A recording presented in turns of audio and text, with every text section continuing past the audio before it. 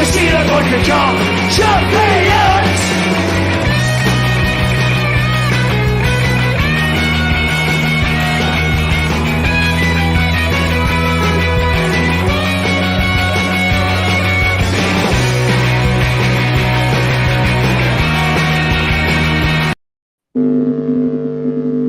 RB Leipzig 3, Celtic 1. Hold on, Paul.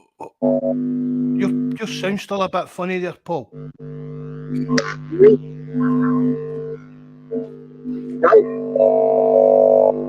Oh, Paul, go and log out and log back in again, bud.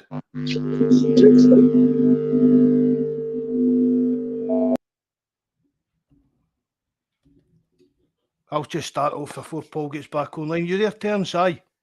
Yeah, I'm here. Can you hear me? Aye, I can hear you all right. Just wait for Paul to come back in. No worries.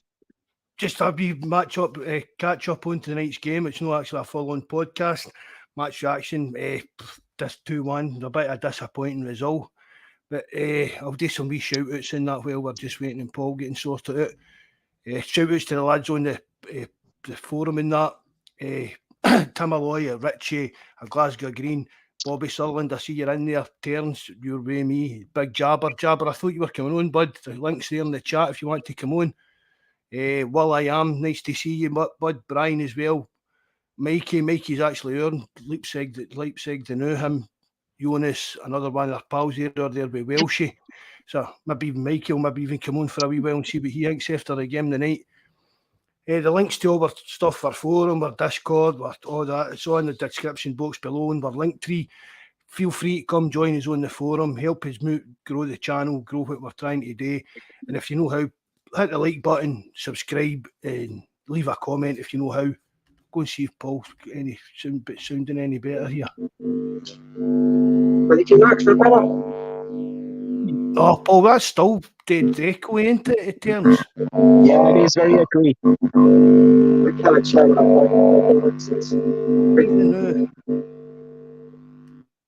How's that? No, still the same. It's like dead robotic sounding, isn't it? It is, yeah.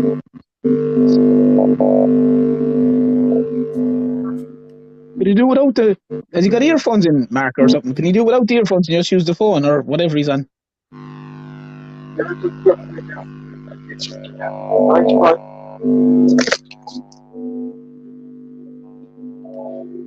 I'll need to try and get that fixed, Paul.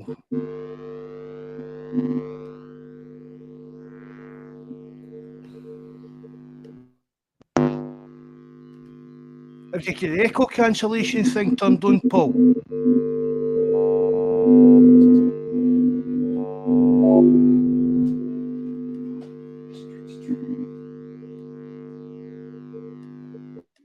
You'll need to do it and try again. That's not going to work. That's not going to work. We can't even hear any you're saying.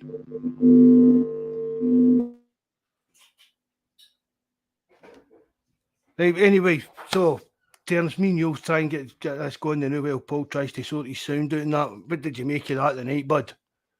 I'm trying not to swear now, Mark. It's too early, but they're awful. They're just awful.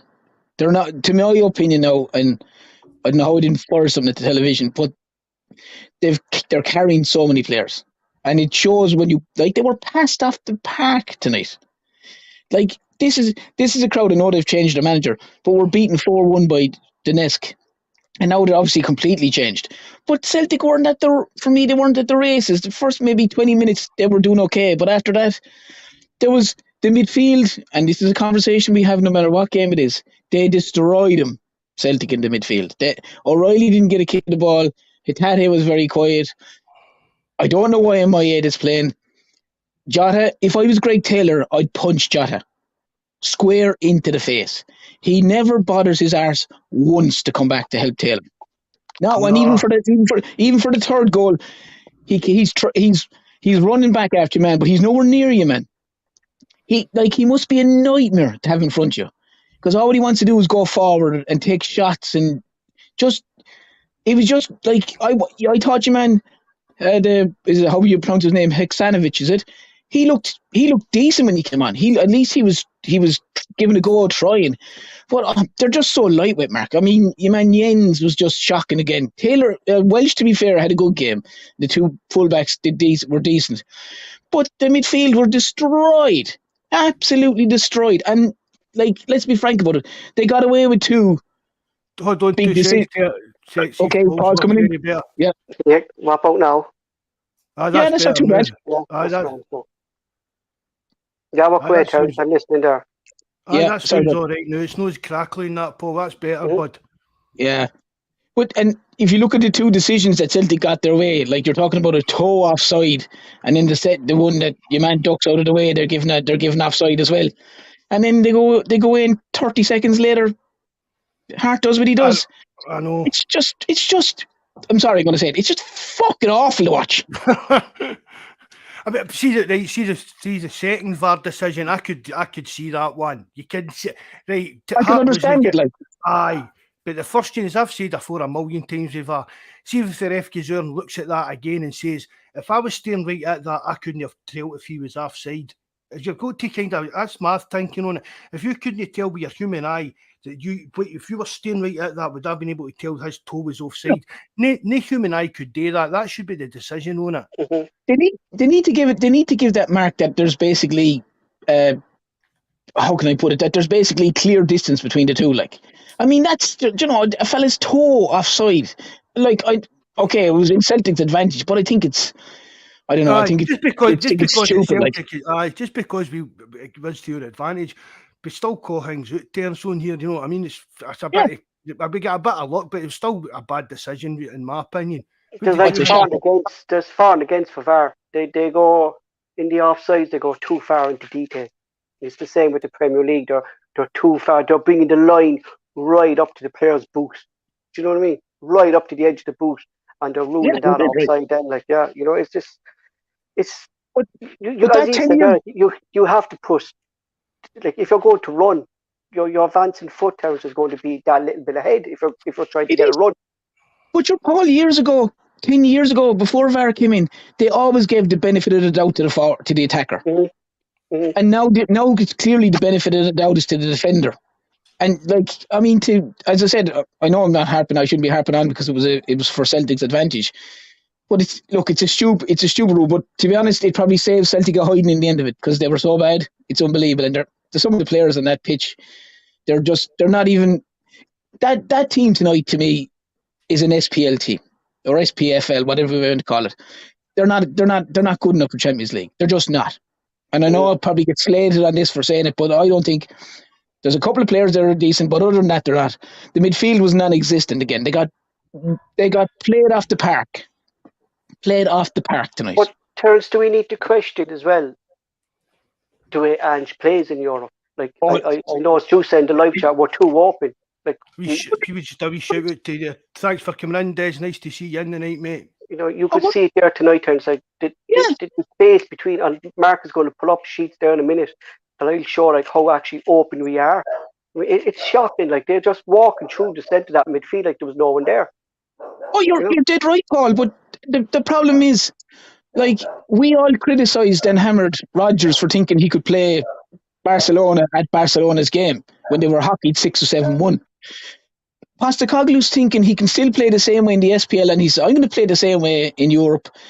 And he can't because the players aren't good enough to do it. And like you said, you're committing guys forward, and all of a sudden they just go bang, bang, bang straight through. Like, and we're so open, it's unreal. Like, the prime example of that is when McGregor lost the ball up there for their second goal. Clearly, he couldn't get back. So I was speaking to Mark at half time. Like, it shows McGregor isn't suited to that role. Do you get me? If he loses the ball, he's not getting back, Terence. Do you get me? And I remember it was the same when Ireland played Scotland. The same kind of mistake he made. He wasn't able to track back. But Paul, you're dead right. But at the same time, you send up all your big men and you do a short corner and lose the ball. Yeah. Do you know what I mean? You send up all your big men and you play the ball behind them all and lose the ball, and then they've all got to try to get back, and you're going like, seriously, if you're going to play a short corner, don't send everyone up because everyone was in front of the ball when McGregor lost it in the 50-50. Sure, they were never getting back. They were never getting back then.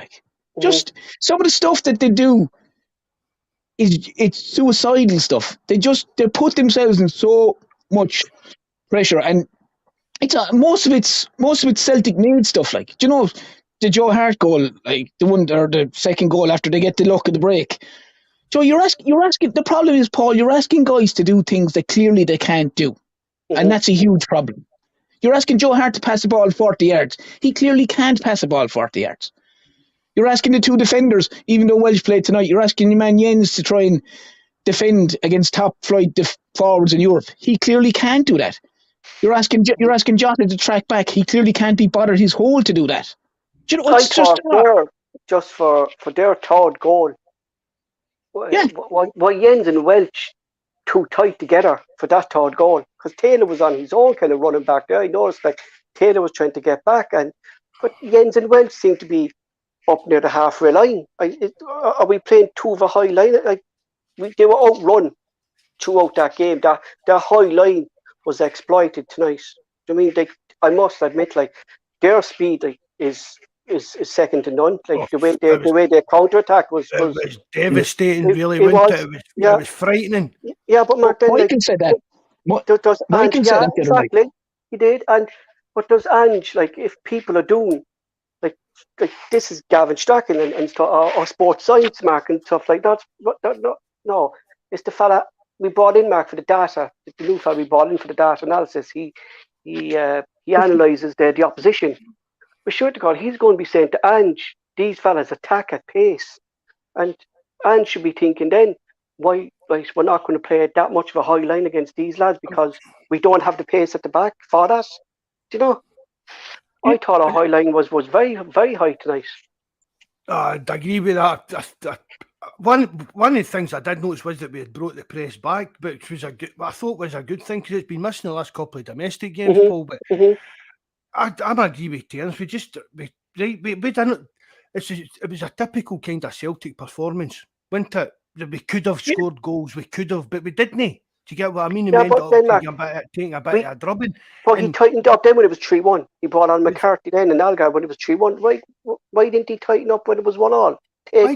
Why not tighten up, Paul, before you go in the park? Yeah, McCarthy and we've seen him do this in pre-season. Do you get me? But we're not getting into a full James McCarthy argument or anything like that. No, Abigard, he should have had more game time between there and then, and he should have been up and ready for flying. I said it, Paul, before the transfer window was even shut. If we were getting into Champions League with Cal McGregor playing that CDM linchpin role, we were going to really struggle, and it's been proved right. It's just he's no suited. He gets away with it in Scotland, but when you come up against top class players, you're going to get found out, and he is getting found out in that position. Yeah, definitely. I mean, the guy you're counting on to cover your defenders, he shouldn't even have been up that far up the park, Paul. See when he lost the ball, tried to take the shot and lost the ball that cost the goal. I mean, you never saw near beating or Scott Brown up there. No, you did. Unless it was in Scotland again, where they can get away with that. You've seen Beaton last year, Mark, when Beaton played. He stayed in that centre circle. He stayed back. He really moved forward. And the only time he moved forward is when they attacked, Mark, and he jumped in to break up the ball. The player that we're missing, we had, and we didn't replace him. Do you get me? But even Paul, I was saying to Mark there the other day when we were chatting as well. If you watch the normal games in Scotland, McGregor's the holding midfielder, but yet he's probably the furthest one forward. Yeah, and I'll show you that there in a minute, Terence, exactly. Yeah. I know that's why I actually did this, because you said it Sunday, and I went looking at the formation that Celtic play compared to the formation Yokohama play. I'm just saying that it doesn't look good with McGregor. Mark, I'll be honest. I think, and I know it's too early in the season, but I'm looking at McGregor the last couple of days after this international break, and I think McGregor looks burnt out. I totally agree with that. I totally agree with that. You know, I really do. I think Clark does Celtic no favours and play McGregor all the time. But it's not Clark's job to do Celtic favours. I know that. It's Ange as well, Mark. Aye. I mean, don't get us wrong. I think when it comes to the managers, the Scotland manager or international managers have got to try to keep good relationships with clubs and stuff like that. But McGregor's obviously no asking for a rest. Ange's probably leaving it up to McGregor and saying, well, as long as he's kind of data's adding up more of that, but I can't turn around and say, can you drop him just because he's playing? It's just the kind of guy McGregor is. I think he wants to play every week. So sometimes I think it is a case of, well, no, you're no. That the manager's got to say, no, you're no. Even if it is a wee dip in form, or you're just no needing a rest, or you're just needing a rest. But I don't understand why McGregor gets worked so hard. Yeah. If he's been a young guy at Celtic, we've done it with Tierney and it went Pete Tong for his doing that. Do you know what I mean? But the problem with it, Mark, is, and what your Paul is saying and yourself saying is bang on. But where the problem lies then is when McGregor gets injured, you bring in a guy that's had no game time. Right. Yeah. Exactly. So all of a sudden you're expecting a guy to go, right, I need you to perform. You're playing Champions League game against Leipzig. Can you go in there and sort this out? He hasn't kicked the ball, like. And I would include James McCarthy. I would include the Danish lad, Abigail. I would include any of the other ones. I know they're Gucci's probably still injured or coming back from injury. Whoever it was, none of them are getting the game in that position. It's only McGregor. It's a League Cup McGregor. Scottish. If there's a Scottish Cup McGregor. If it's a game at home to Dundee where they're 5-0 up, McGregor plays the 90 minutes. Do you know? So there has to be a time and a place where the manager goes, I know you want to play all the games, but I'm the manager. I need to look and go, I need you for this game. I need you for that game. I need to play him. I need to put him on and give him time. Get an understanding with his other midfielders, get an understanding of the way we want to play, to get a feel for the ball. I mean, Abigail played a couple of minutes against St Mirren, and he's running early doors today. Do you know, it's very unfair to player then, and he's getting pelters in. Like, that's what I was going to say. He's getting pelters on that Twitter and all that after even during it, wasn't it, Paul? I said to you, and that's a spot on terms. We keep right. It's good, right? We've all kind of creamed our pants out of the squad that Ange's built. We've got 2 good players in each position. We've got this and we've got that. But he's got to use the squad better. The only time, Mark, he seems to kind of rotate really is the forward line and no one else. Because I know for a fact if Starfelt and Vickers were fit, they wouldn't have been dropped. And we'd be saying the same question about Welch and Jens.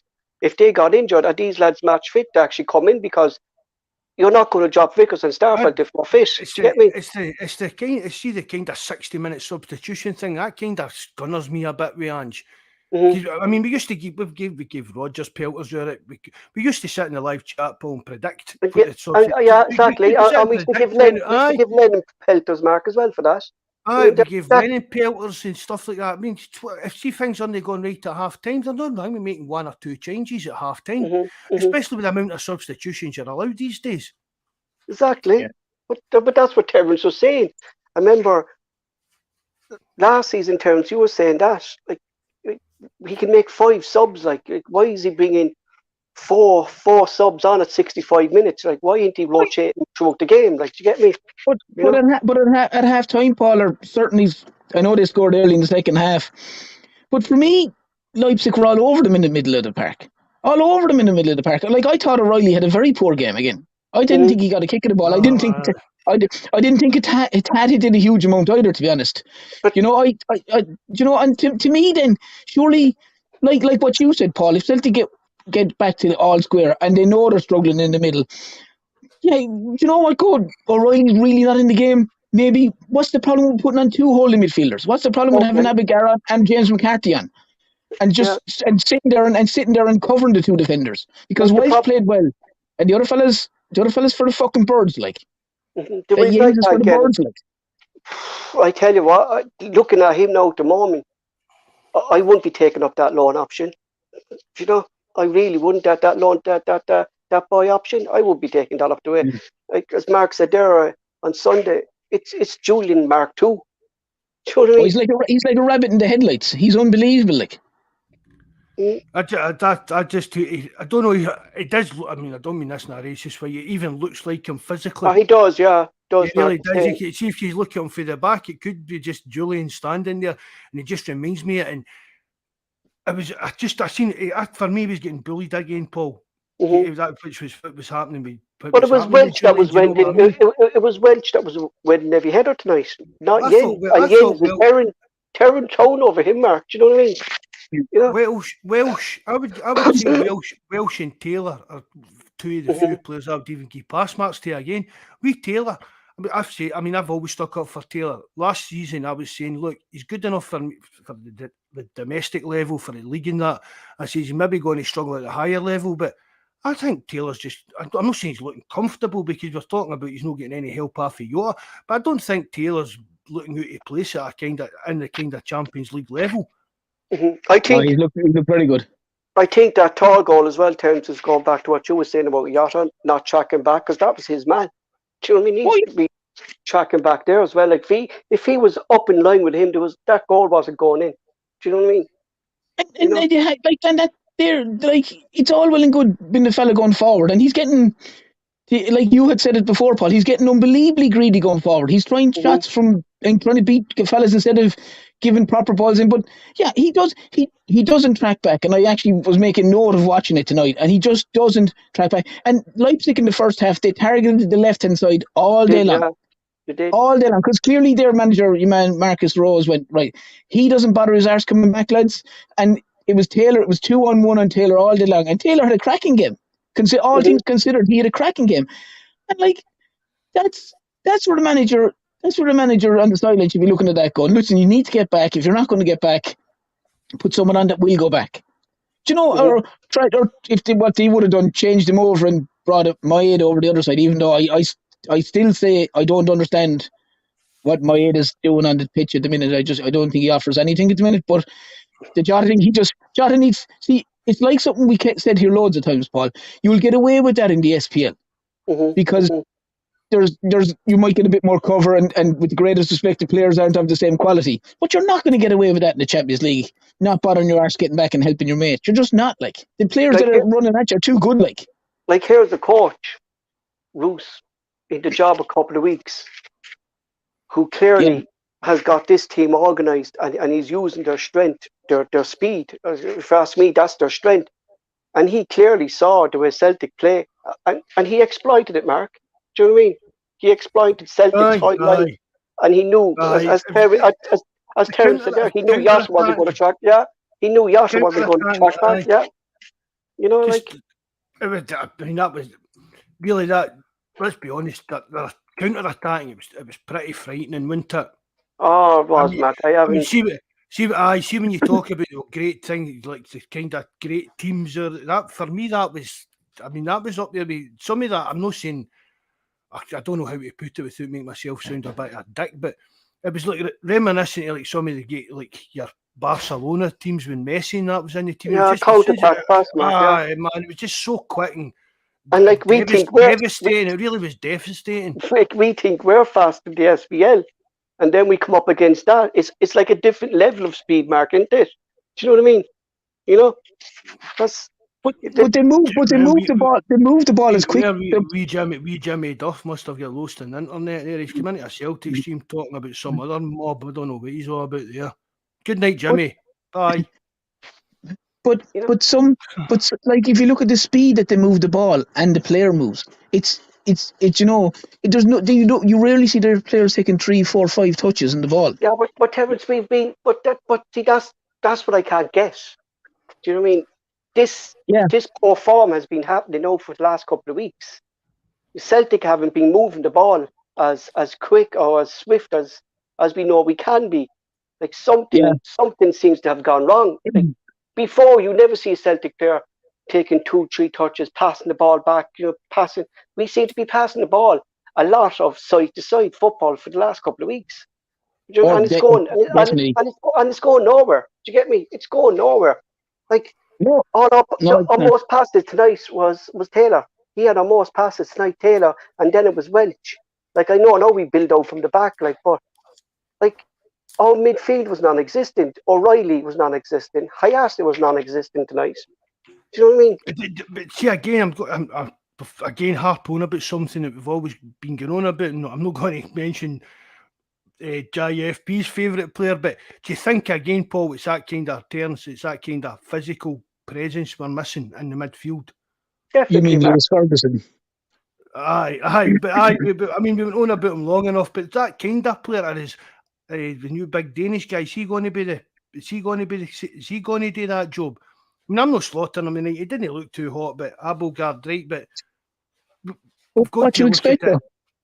That's a couple of minutes against St Mirren, and then flung in the night early doors without any real game time or that. But it's is clear, he going to bring that physical presence?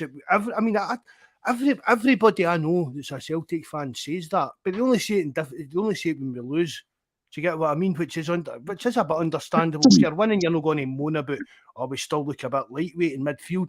But for me, again, the night McGregor, that CDM role that just doesn't work. We need to get somebody more physical and a big bit, somebody that's a bit of a unit in there to add some muscle in that midfield.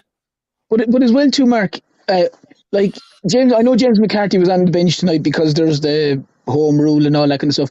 But if James McCarthy is going to be involved in Champions League games and they're going to be bringing him on, they need to be bringing him on in SPL games. I'd throw something to you, right? We have a young player in our youth system, Bosman Law, who this is his position, defensive midfielder. I know Celtic have been playing him in the back line, but for Ireland he plays defensive midfielder. Why aren't we showing? Yeah, but why aren't we using him, Mark? In like as Terence says there, if you want to rest McGregor, throw the young lad in there for a League Cup game. See what way he does. Do you know what I mean?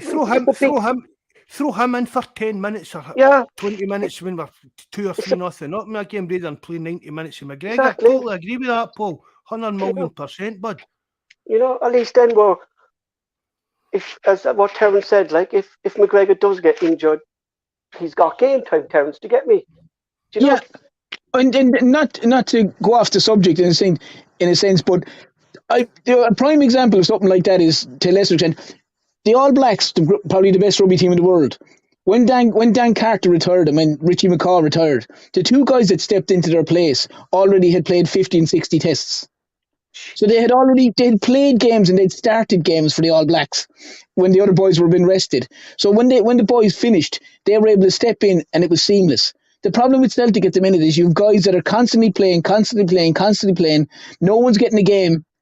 And then basically it's going, right, go on there for 10 minutes or 5 minutes. 10 minutes or 5 minutes is not going to benefit a guy. It's like you're saying, Paul, if it's Bosman Law, he was getting rave reviews in Watford.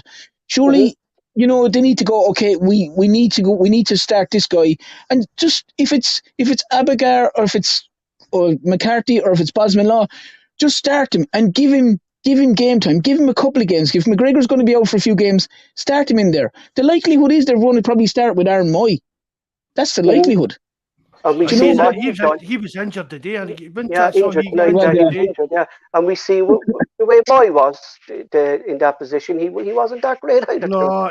I mean, I'd rather see the young boss in Liverpool or that Paul get promoted. And you see, Mark, my biggest problem, Mark, with these young players not getting a chance. Like we could go back to square one, Mark, and these young lads will end up leaving. You get me? You know, like we lost enough of them.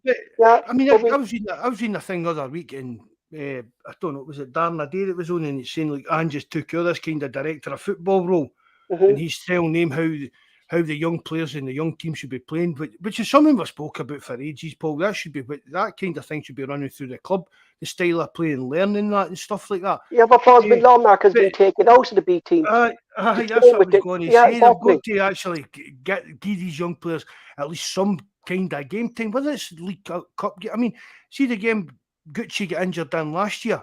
I mean, that was basically it was full of first team players. Who was it we were playing? Even was it Albion Rovers? Alloa. I mean, there was no need for that team that Ange puts out. No. And people question about it. It's like, they get plenty. They get arrested at the end of the season, and right, fair dues. The we never stop things. He's kind of motto, but because they get a plenty of rest at the end of the season. But they'll know if they're going to a World Cup or a European Championships and then playing in European qualifiers if they need to and stuff so like that. that was the game there. I forget who we played, Mark, when it was just before the international break, when he rested the whole first team. But what were we playing that day? St Mirren, yeah. I played St Mirren. He rested the whole first team before an international break. Do you know what I mean? Like, what was the point in that? Do you know?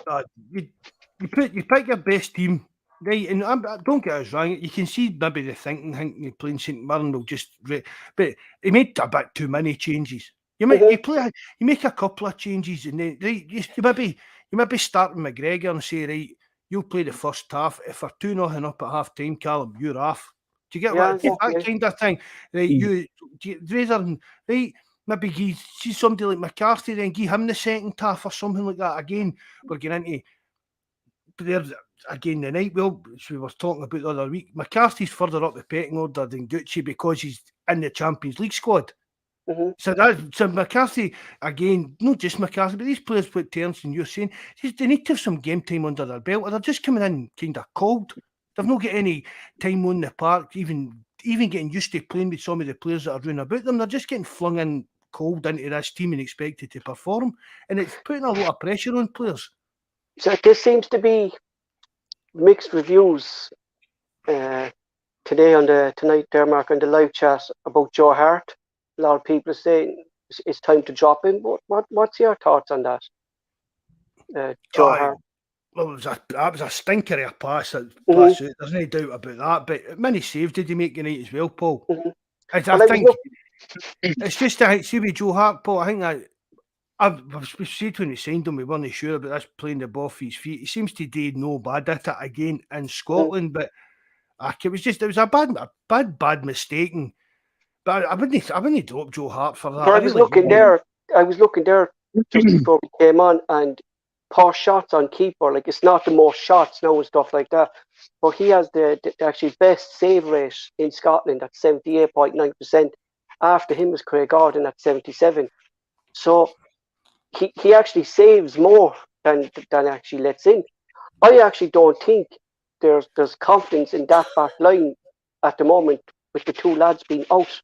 Vickers and I think that's part of the problem as well. Probably that it's Carter, Vickers, and Starfelt. The simple team, Mark, for Joe Hart to do there tonight was Jens was free to pass the ball to Jens. There's no other fucking Jens isn't comfortable on the ball. Do you know what I mean? You don't know, like, you know. I don't think his passing is terrible. Jens' passing is terrible for a centre half. It's when he's basically one of the first receivers. His distribution is awful. Like, it's just but the problem with the Hart one, Hart is never good with his isn't good with his feet in the passing. And that pass, first of all, the pass I didn't think was on to Taylor because there was a man near him, and secondly, it was miles away from him. But I'd be the same milk as Mark. I wouldn't be dropping Joe Hart for that, because I think first and foremost, he's a good shot stopper. He's a good keeper. That's a howler. There's no question about it. And I know last week, the own goal, that's a howler as well by Joe Hart, because he should be claiming it. But I certainly wouldn't be. He does more than good. He does, yeah. He does. I certainly wouldn't drop him. Yeah, I certainly wouldn't drop him. But I agree with what you're saying, Paul. Like, it must be completely different having someone who's as solid as Carter Vickers and Starfelt there in front of you, and then all of a sudden having Welsh and Jens. It, like, you know, the two boys look. And the big thing is not having Carter. If Carter Vickers was there and it was Jens, he could nearly guide him through the game. Exactly. Or even if it was Welsh, he could nearly guide him through the game, because Welsh played solid. But having those two together, it's just. And I said it to you there the other night, Mark. I didn't think Celtic would win. I thought it would be 2 or 3-1 to Leipzig. Unfortunately, that was the case. Like, but yeah, it's just, I don't know. They're just, I don't know. It was a hard watch, to be honest. It was a hard watch. I thought by the end of it, they were well and truly played off the park. There's Robert. All right, I don't know if you've been in before, Robert. Thanks for coming in, mate. There's Robert saying Hart only comes off his line to play CB. I mean, that. How many times have I told you that, Paul? Is that worries me about him coming off his line so bad. And even after that howl of the night, it was 10 yards outside his 18-yard box. Well, this is what their days want to come on, Paul. This is what he's instructed to do, Mark. Do you get me? You know, that's the problem. You know, this is the way Ange wants to play. Like, you saw the way Ange wants to play tonight. Just wide open. We gave them the space, Terence, to play the ball. Oh yeah, and look, and to be honest, Paul, those players are playing in Germany at that level because they're better than the Celtic players. And if you give them space and time like Celtic did tonight, like in the middle of the park, there was guys they were 1-2, and there was fellas doing tricks, taking down the ball. There was like they were just Celtic gave him tons of space, and at this level, as you said it there at the start of the show, you can't do that. It's not Scottish football. We're not playing against Dundee, with the great respect to Dundee or any of these other sides. We're not playing against them. We're not going to have 80% possession playing against this opposition. Do you know? And yet Celtic they never laid a glove on them tonight. They never laid a glove on them in certain positions. So in midfield, Leipzig absolutely destroyed them. What does he do for the second? Like a lot of people are saying now that they'll tighten up. I don't think they'll tighten up. I think they're going to go for the win. Do you know what I mean? They'll go for this win because they saw that the way Celtic play. So do you think Ange will change something, Terence, or? Well, he'll surely have to look at it. Sorry. Hold on 2 seconds, lads. Des, turn your camera off, mate. You don't need to put your camera on. I'll be seeing your ugly face. There you go. Hi, Des. Thanks very much for coming on, mate. Right. Cheers, guys. Aye, good to hear from you, bud. Thanks very much. That's our first caller, Paul. We're hitting the big time now, bud. Is this Jabber, is this? No, it's just a guy off the chat. Derek. It's no wee Derek, just a guy called Des, Paul, that just wanted to come on. Good, Des. Just your thoughts in tonight, Des, and what do you think went wrong? I agree with a lot of what you guys have been saying. I was sitting up the pub tonight watching the game, Coatbridge, and I just think that the way that the manager sets up an expansive way of playing away from home in Europe it's wrong. We don't have the players. Our fullback spend far too much time in the opposition's half against a team that everybody knows they've got two wide players that attack quickly, they move the ball quickly. To me, Ange has got to say his tactics away from home in Europe are wrong. He's got to change them. Oh, definitely. Yeah, I agree totally with you. You said there like this. They saw Celtic's weakness that we play a very, very high line. You know what I mean? And Ange doesn't change that. I mean, you saw there for the third goal, Welch and Jens were practically in the centre circle. Do you know what I mean? And the ball was just played straight past them, and there was no way they were getting back against that speed. You know, no way they were getting back. You know. When you look at the effort their wide players and their attacking players put in, Paul, like, I know Jota scored, but it's night and day as well. Imagine a player like Jota having the work rate of some of like the Leipzig players tonight. But Mark, I looked at them tonight, right? And I looked when Celtic attacked. Timo Werner was in the back line defending. Aye. And within seconds, Mark, Werner was up in our box within seconds. I mean, Jota's a quick lad, Mark. He's well able to do that as well. You know what I mean? Well able to do that. Hayate is well able to do that. O'Reilly's well able to do that. But the simple fact is, Mark, they don't. They stay forward for, I don't know, is it Ange telling them to stay forward and not come back, that the defence will do their job because Ange is all out attack? Do you get me? You know, you know, sorry, Terence, go on. But that's why Werner's playing with Leipzig and the other boys are playing with Celtic. There's a reason they're playing with Leipzig and the other boys are playing with Celtic. There's a reason that Jota's playing with Celtic and he's not at a higher level. There's a reason that O'Reilly's at Celtic and they're not higher level. And I'm speaking as a Celtic fan and it hurts saying it. But they you can see what is expected and the level that's there at a top Bundesliga team.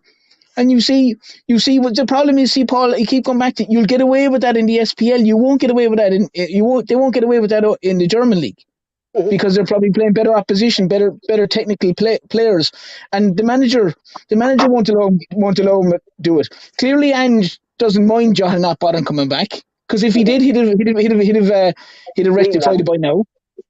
You know. But that's just put something to you there. Do you think Ange will do something different next week against this team, seeing how fast they attack? Well, do you think we can do anything different? Yeah, do you think Ange would do something different? Or would he keep No, I don't. No, especially not at home. At the end of the day, we've got to take 6 points from the next two games before we go to Madrid, or we're either Europa League or we're out. I don't see Ange changing it. What I've seen of him in these interviews, he's a likeable guy, but he's a very stubborn guy. And he's going to play the type of football that he wants. And when it's going good, it's fantastic to watch. Yeah. But tonight, it was terrible. It really was. And everybody could see it apart from the manager. What do you think they need to do, Des? Well, I think tonight, one respect, we were unlucky because our two first starting central defenders were out. But I think going away from home in Europe, he's got to say to his fullbacks, you've got to tuck in a bit. I think that JJ and Taylor spent far too much time in the opposition's half. And as I said earlier, when you're playing a team that can motor the ball from back to front in a matter of seconds, you just can't do that. To me, you go away from home in Europe, you sit in, you'll get chances, you've got to be able to take the chances. We just play with far too high a level of game up the park against teams that are a lot better, as some of the guys have said earlier, a lot better than we're playing week in, week out in the SPFL. And we saw under Rodgers that Celtic on a level to go toe-to-toe with these teams. Yep. I mean, I don't know, Des, what your take on it is, right? But we all loved Neil Lennon, but we felt he shouldn't have got the job the second time around. But Mark, he knew how to set up in That's Europe. what I was going to say. Neil exactly. Lennon knew how to. If I look, there's no way I can go toe-to-toe with Barcelona or anybody and get any kind of results. I'll just pack the box and do what I need to do and try and just not get embarrassed about it. Rodgers with Barcelona, PSG. And I think what Des is saying there about and being a bit stubborn about it, I think that's maybe coming into it as well. He's got to look at something that's going to tighten things up, whether it's even playing. Maybe we've said as well, Paul, we've said about getting a physical presence in the midfield and that CDM. But even, why not even maybe try maybe going a 4-2-3-1 just in Europe or something like that? Keep two players in front of it. But Mark, we saw him try this in pre-season. In the second half in matches of pre-season, he brought on Gucci and McCarthy. And we thought that was what he was trying to experiment with, wasn't it? Right, experiment, right? But then that's kind of non-existent. No, like that we saw tonight with Algard and McCarthy. But 10 minutes to go, Mark, it's not going to make a difference if you're 3-1 down. Do you get me? Yeah. Do you know? Exactly. Change the whole team with 10 minutes to go. That I was scratching my head at why he would do that. We were saying that. We were saying like this game was crying out for G Marcus. No, we actually don't know how fit G Marcus is at the moment. But if he's fit to play 10 minutes, Mark, he's fit to play about 20. Do you know what I mean? You know, like see when you're bringing James right, and you know I love James McCarthy, but see when you're bringing James McCarthy and Forrest off your bench, you've got to question the depth of your squad a bit. I mean, we've rabbited on about how good Ange's done in the transfer market, but really we're getting beat away in Europe and all we can do is bring on McCarthy and James Forrest. That's a bit of a worrying sign for me. But I think the only reason Forrest came on was because Abada wasn't there. That's a fair enough point. But I think, looking back in hindsight, the transfer window, did we put more emphasis on attacking players? Yes. When maybe we should have bought another centre half or... Exactly. The one position I think that's badly needed is there, like, you know, the defensive midfielder, or maybe do we actually need another centre back? You know, looking what we had tonight on the pitch. I don't think Jens is that the man for that. The thing about it is, Paul, see me any other hopefully, fingers crossed, any other time, Paul, it would be CCV or Starfield. And one of the two, we've just been really unlucky that the two first choices have been out at the same time. So I wouldn't really worry much about the centre back position. It's just more, it really is, it's just kind of this physical CDM role, Paul. We just seem to be getting exposed at every game. But my problem then, Mark, was that is what Ange said in the previous transfer window, is he's not looking for a player like that because he says we move the ball so fast that he doesn't need that physical presence. Do you get me? But you can still have a player that brings physical presence, Paul, that can pass a ball about. Yeah. I mean, fair do. I said it the other week. It's the kind of the ideal player that we're kind of thinking for this role. Is it maybe out of our price range to get somebody like that? Do you know what I mean? I don't know, but if I'm just even we're full midfield, very, very lightweight. I think it really is. But when you're playing two centre backs as dodgy as the two boys have been for the last few games tonight, the one thing you need in front of them is protection. The one thing you need in front of them is protection away from home. And it's like I know this is going to probably sound a bit funny, but Ange should be nearly looking at some of these SPL games as if it's a Dundee United or St Mirren or whoever is playing Celtic, that they're the lesser SPL side, and look at the way and nearly set up slightly like that. I know that might sound stupid, but Celtic don't have the quality to go toe to toe with these teams. They just don't. No, they need to be more sensible in what they're doing, in my opinion. And if it was a case like I said, setting up with two holding midfielders, then to make it harder to break it down, then fine. But if you're having two holding midfielders covering your two centre backs, the way the full backs play, they're going up the field anyway. So you should have plenty going forward as it is. You don't need the whole team going forward. It's not under 10s football, like. Definitely, Terence. Totally agree with that. I see a lot of teams down south. They play two centre midfielders, and as you said, they're like they attack. One can always break forward at this stage, and one will always sit. The problem with Celtic is they all go forward, and no one sits. Like McGregor's, as we said tonight, McGregor's the holding midfielder on paper, but yet he's probably the furthest forward of the three. And when the ball breaks, there's no cover. Like, I don't know. He has to learn. He has to learn. See, just slip him in like some people were talking about, a more defensive midfielder, and going with like the two in that position. It doesn't mean Ange actually needs to change the way they exactly, Mark. I mean, it's tweaking systems. You get what I mean? It's just horses it's for boxing courses clever, kind Mark. of thing. Aye, it's just boxing clever, like. It doesn't mean we're going to sit with 10 men a hint in the ball kind of thing and hope for the best kind of. It's just tweaking the system and making sure that when McGregor wanders forward or gets caught out, there's somebody to cover, or even vice versa.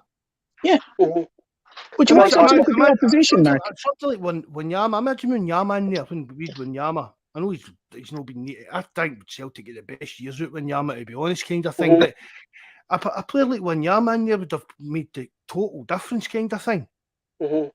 Sure, your Joe Leslie's, your Wanyamas, them kind of guys. You two of them in the middle. They could both sit there all day long if they wanted, but yet one could go forward, one would always sit. The problem with it at the minute, like with even under the Celtic a couple of years ago, they would have had Encham and Brown. Brown would have set most of the time. Encham would have gone forward, but Encham would have set in the middle as well and sprayed passes if needs be, or Armstrong could have done it. There was always that Celtic always had those two midfielders that one could go, one could sit. There was always, I think, at the minute you couldn't. The only one that you would say that would remotely stay in the middle for not even that long would be McGregor.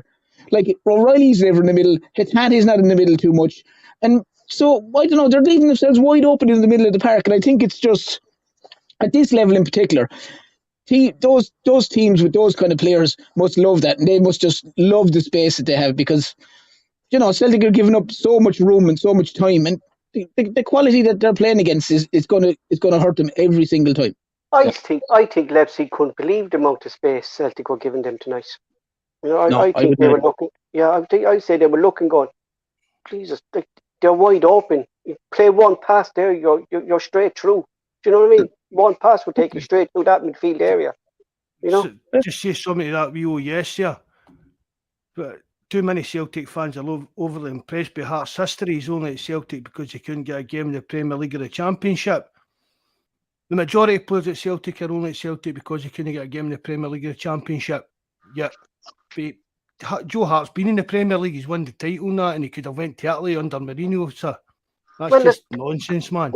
Let's get Dez's opinion on Joe Hart. Des, what's your opinion on Joe Hart? I mean, I like the fact that Joe Hart's come up to it. You're not a bad goalkeeper if you've played for the England international side. I still think Joe Hart offers a lot to Celtic with his experience. He made a pretty big blunder tonight, but he made 2 or 3 top-class saves. But if you're asking for my opinion, I would still have Joe Hart on my side. Yeah, definitely. We all know that's not Joe Hart's strongest point, is playing out from the back. It never was. That was one of the reasons he didn't suit Man City when Guardiola came in. But you can't question his shot stopping. He's still one of the best in the world. Even Jose Mourinho said that at Tottenham. The best England goalkeeper at the moment in the Premier League is Joe Hart. Do you mean Jose wanted to take him to Roma when he went to Roma? So Jose Mourinho is one of the best coaches in the world. And if he's saying that about a goalkeeper, there's something there, Des. Do you get me? Yeah, I definitely. I would have him. I think he brings. Goalkeepers are always going to have mistakes, but I would have Joe Hart on the side. I don't see anybody that's on the sidelines that's better than him. I don't know much about Siegrist, other than he was at Dundee United, but I would still have Joe Hart. To me, as I said earlier, if you're an English international goalkeeper, you must be pretty good. You see, that's the problem I have, Mark, with Siegrist. He was a good keeper, and I'm no offence to Dundee United, but with a mid-table team, do you get me? Celtic are a different team. You need concentration for the whole game, because you're not going to have as much of shots on you as you do with Dundee United. Is Siegrist to have that much concentration throughout the whole game? And we were talking to Jonas on Sunday. Jonas was, I actually thought that was one of the big. Siegrist isn't any better with both his feet than Joe Hart is. Yeah, exactly. And we saw that when he came into the team, Mark, there in the cup run. When Siegrist got the ball, he boosted the ball up. He really played the ball. I think this is one problem I have, and he needs to let the goalkeepers to make their own decision. If it's timed as to boot the ball up the field, if there's no pass on, it has to be done. And it has to come down to the keeper in the game on that day. We saw it. What game was it? Andrew's ball was screaming. It was screaming at him because it was the Champions League game last year. Yeah, it was the Champions League game last year, Mark. Remember that? He ran off to the sidelines and he says, "Look, we're going to have to change something here." And Hart started booting the ball up forward. Do you know what I mean? It has to come down to the keeper on the day, Mark. If a pass isn't done, he needs to make decisions. Right, pass isn't done, I need to boot the ball away. But because of the way Ange wants to play, that's why Joe Hart made that mistake today, because it's a split second. He made a choice. Maybe he saw Taylor in his mind. He didn't see the RB Leipzig player. Do you get me? He just sees Taylor. Do you know what I mean? And that's the pressure of a goalkeeper. I've been there. I've done that. But he's a split second choice, Mark. He made the pass, fair enough. The pass went wrong. Do you know what I mean? But this is down to the way modern football is now at the moment. That every keeper makes these mistakes because a lot of keepers aren't used to that. Well, Postecoglou has to look at it though, Paul. Postecoglou has to look at it and take a huge amount of blame himself. Because I keep saying he's asking players. He's asking players, and he's playing a way that some players can't play that way, clearly. And he's playing a system or a formation or a style against players that are just much better than Celtic players. Well, how many times did last year, Terence, even with Vickers and Starfelt when we were playing out from the back? I don't know how many times my heart was in my stomach last year with the way we were playing. And Celtic were doing that with. They might have been 2-1 up in the game. They did it against Rangers. They were 2-1 up or 1-0 or whatever it was, and they were playing it out from the back and they were rolling it along the line. And you were going, someone just stick a boot in it, But maybe again that's down to Carter Vickers and Starfelt not being there as well. That wee bit of kind of unity. They've been used to playing each other. Because there was a treat. That was the unit, Mark. That's what I said. Yeah, that's what I said earlier on. That was the unit. Vickers, Starfelt, and Hart. The three of them have made a partnership and understanding. Do you get me? They knew each other's weakness. Trust the kind of trust each other, built up that kind of rapport. So maybe that's come into it. I mean, there's no doubt about it. It was a serious blunder. Do you get what I mean? It was it was just up there in the kind of Hatatis pass that get McGregor sent off at the weekend. But again, the talk he Dratum Hart, I think it's just a bit premature. And It is, man, definitely. You know, I think a lot of Celtic fans, and it's true, like, Mark, they make one mistake and all of a sudden you're not good enough. Do you know? Aye, everybody's bigged up Joe Hart for over a year now. He's a great influence and he'll help this, and he's a good influence in the dressing room, and his experience he brings in and that kind of thing. And then a couple of iffy choices during the game. The next thing we should be dropping him.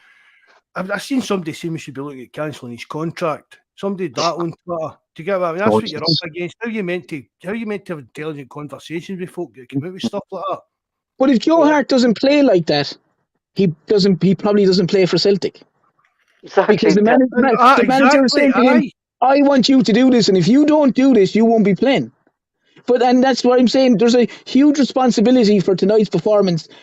Yes, the players, and I'm not taking it away from the players because some of them Leipzig were much better than them. But the manager has to take huge responsibility for the game tonight as well, because he's asking players to do things that some of them aren't capable of doing. And like Des has alluded to at the start of it, you're playing, and I said it on the live chat, they're playing so open. It's like all attack, and we'll pile forward because we do. This is the way we play. Whether we're playing St. Mirren or whether we're playing Real Madrid or whether we're playing Leipzig, this is the way we play. And the hell to the repercussions, and we'll sort it out afterwards. And it just doesn't work. And you're asking players to do things they can't do, and some of them won't do. Like, players won't track back, players won't work hard. Just simple things. And like, the manager's looking at that, and the manager's leaving Jota on for the whole 90 minutes. Like, the manager's left Maeda on for most of the game. You know, so I mean, he has to take huge responsibility for that tonight. Again, he's telling Joe Hart, I want you to do that. And he said it, I heard him before in an interview saying, we're going to make mistakes, and if we do, I don't mind it. But he'd nearly rather him try that pass if it didn't work out rather than pinging it 60 yards and it going into touch. Exactly, Terence, yeah. Exactly. So, you know, and I think that falls on Ange, really, not Joe Hart. Do you know what I mean? That's 100%. Why he's instructed to do that. Like, you know, but you know, it should be left to the goalkeeper. You know what I mean? It was always when I was playing, it was always left to the goalkeeper, Mark. Do you know what I mean? Aye, if you can get control of the ball and pass it to one of the defenders, do it. But see, if you're under pressure, just hoof it, get it out. Exactly. Far away from the or was it just my manager was afraid to say to me that probably you. The other way around, you know. Just kick it for any direction as long as it's right goal. I mean, it really is. It's just said that, well, you'd like to, because see if he's not comfortable, it's putting him under pressure.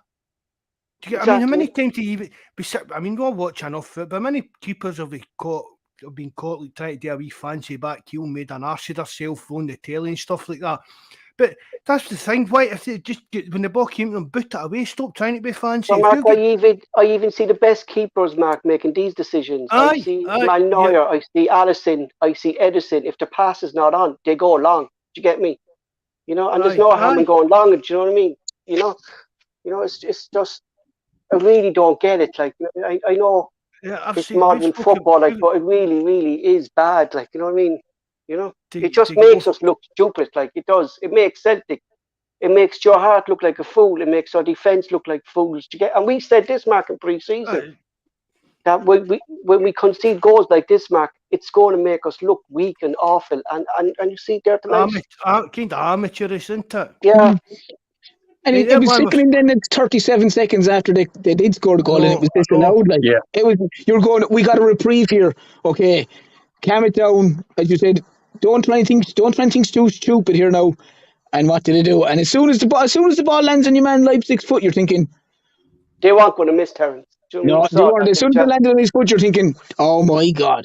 And you know, you're just going to yourself, you're after getting away with one big time, and you're after literally just giving it straight back again. Like, that third goal, you can't fault anybody for that.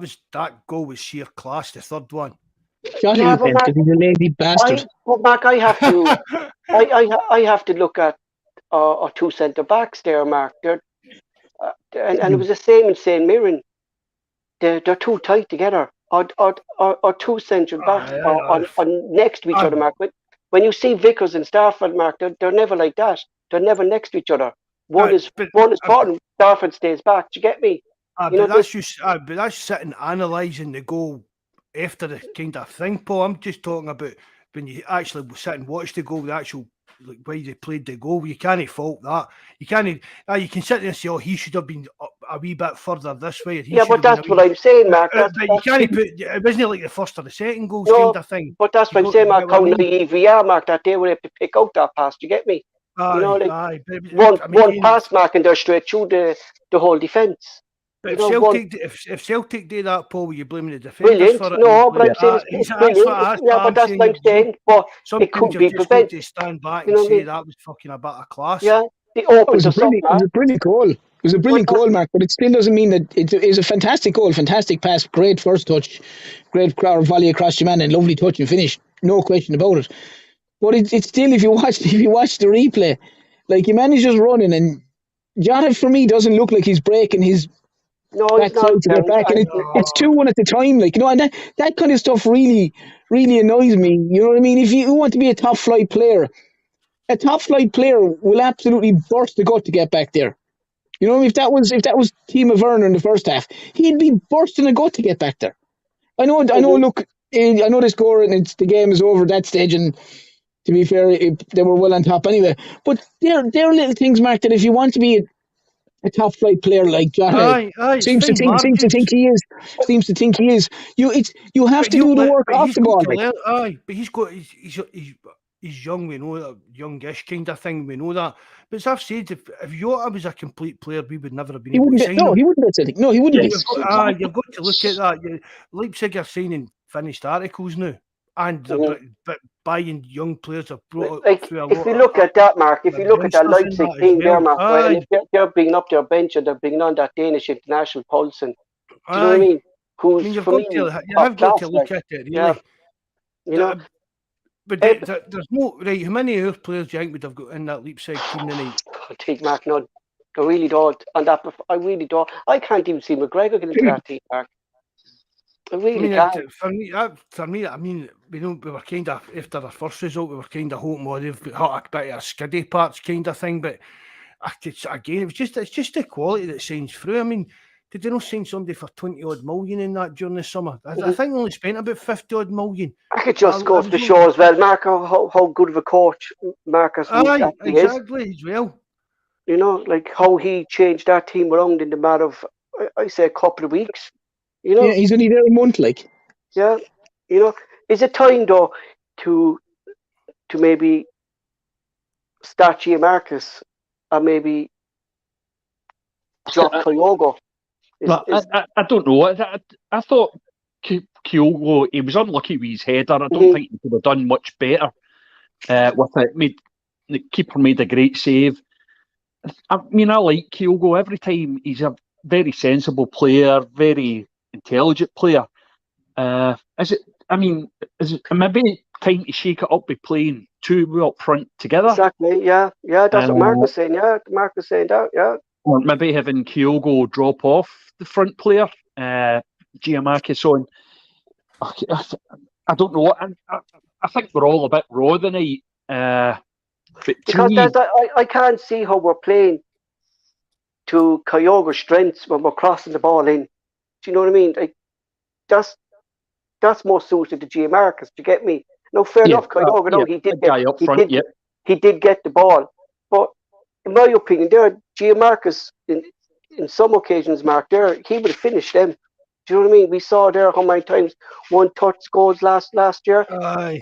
You know, they're different players as well, so you've got to look at it for that. But that's what I'm saying, Mark. We're not playing to Kyogo's strengths either, are we? No. You know. But Mark had mentioned though, Paul, as well, that, and it wouldn't. I know, obviously, they're not going to do it in the next Champions League game, but there's nothing to say to get a holding midfielder, whether it's a James McCarthy or whoever it is in there. Let Kyogo play in the O'Reilly role. Let him play in that role. Let Giamacchis up there, because let him be facing the goal rather than continually getting the ball with his back to the goal. Because I think it'd be brilliant, Terence. I think it'd be brilliant, because if he put a beautiful ball in for Jota's goal, like.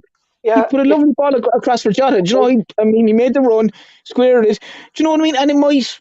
And Giacomakis is an awkward player to play against. So he's going to obviously occupy one or two defenders because he's all arms. I'd say he's a nightmare to play against. Maybe look, there's no harm in Mark has mentioned it here tons of times. There's no harm in trying it because at the minute the midfield is very flat.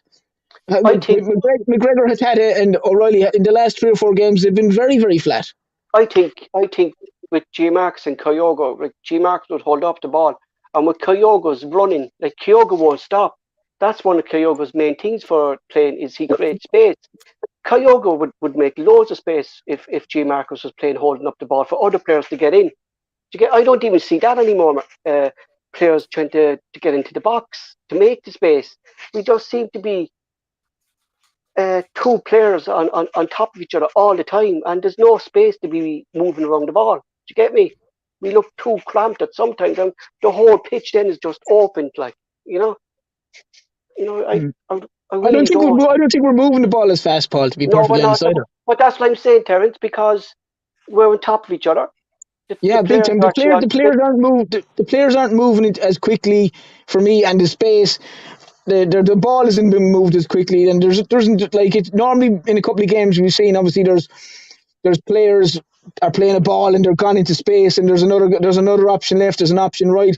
A couple of the games during the season, and some of it was absolutely unbelievable. It's like the Derby match against Rangers, like Celtic destroyed them. The movement was everything, and it just in the last couple of weeks it just seems to have gone.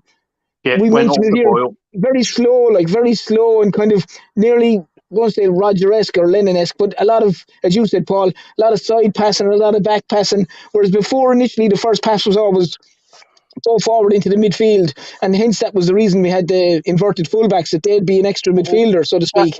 Mark, have you done and the ball would go to them and we could turn and goal, like. But at the minute it just seems we're allowing the opposition, our build-up play seems very, very slow. For me, and we're allowing opposition to be able to shift left, shift right. We're not creating much space for ourselves at the minute compared to what we had been a couple of weeks ago. Mark, have you those sheets I sent you? Aye. Put them up there. Yeah, and it's just not even slow, but Terence, it's actually like it's getting back. It's like mundane again, isn't it? What you're saying, the passing back to front, side to side. It just reminds you so much of Lennon Rodgers just sitting in front of the opposition's 18-yard box making these passes that don't actually seem to add anything to the team. That's basically what it is. But the funny thing about it, Mark, is this has only crept in the last few weeks. Up to that, the pace and the passing was really sharp, really quick, and all of a sudden it's like someone hit a switch and turned it off. Like I'm showing something there now, Terence, there because I was working on it there the last couple of days after you said it about the St. Mirren game. It's the top one there, Mark. Is that it? There's only one on it, the Yokohama one. I can't put 2 up at the same time, but just go to the first one, and then we go to the Yokohama one next, right? So the first one I sent you about the Celtic one. Oh, you only sent me 2. This one, yeah. This one. Right. So the first one, right? The top one is against St. Mirren, Terence, right? Now, that's their positioning, and it's going back to what Des actually said there about our left backs, how far they actually push up. Now, they're partly on top of Jota. Taylor's on top of Mida. There's no space there. McGregor's in his right position then, right? So that was grand. It was all right in the first half. But if you look at the second half, right, McGregor's over on the left. O'Reilly's on top of Taylor and Jota. Look at the midfield. There's no one there. There's no one actually in the centre middle. So that's what we are saying tonight is we're too open. And going back to what you were saying, we're too slow passing the ball.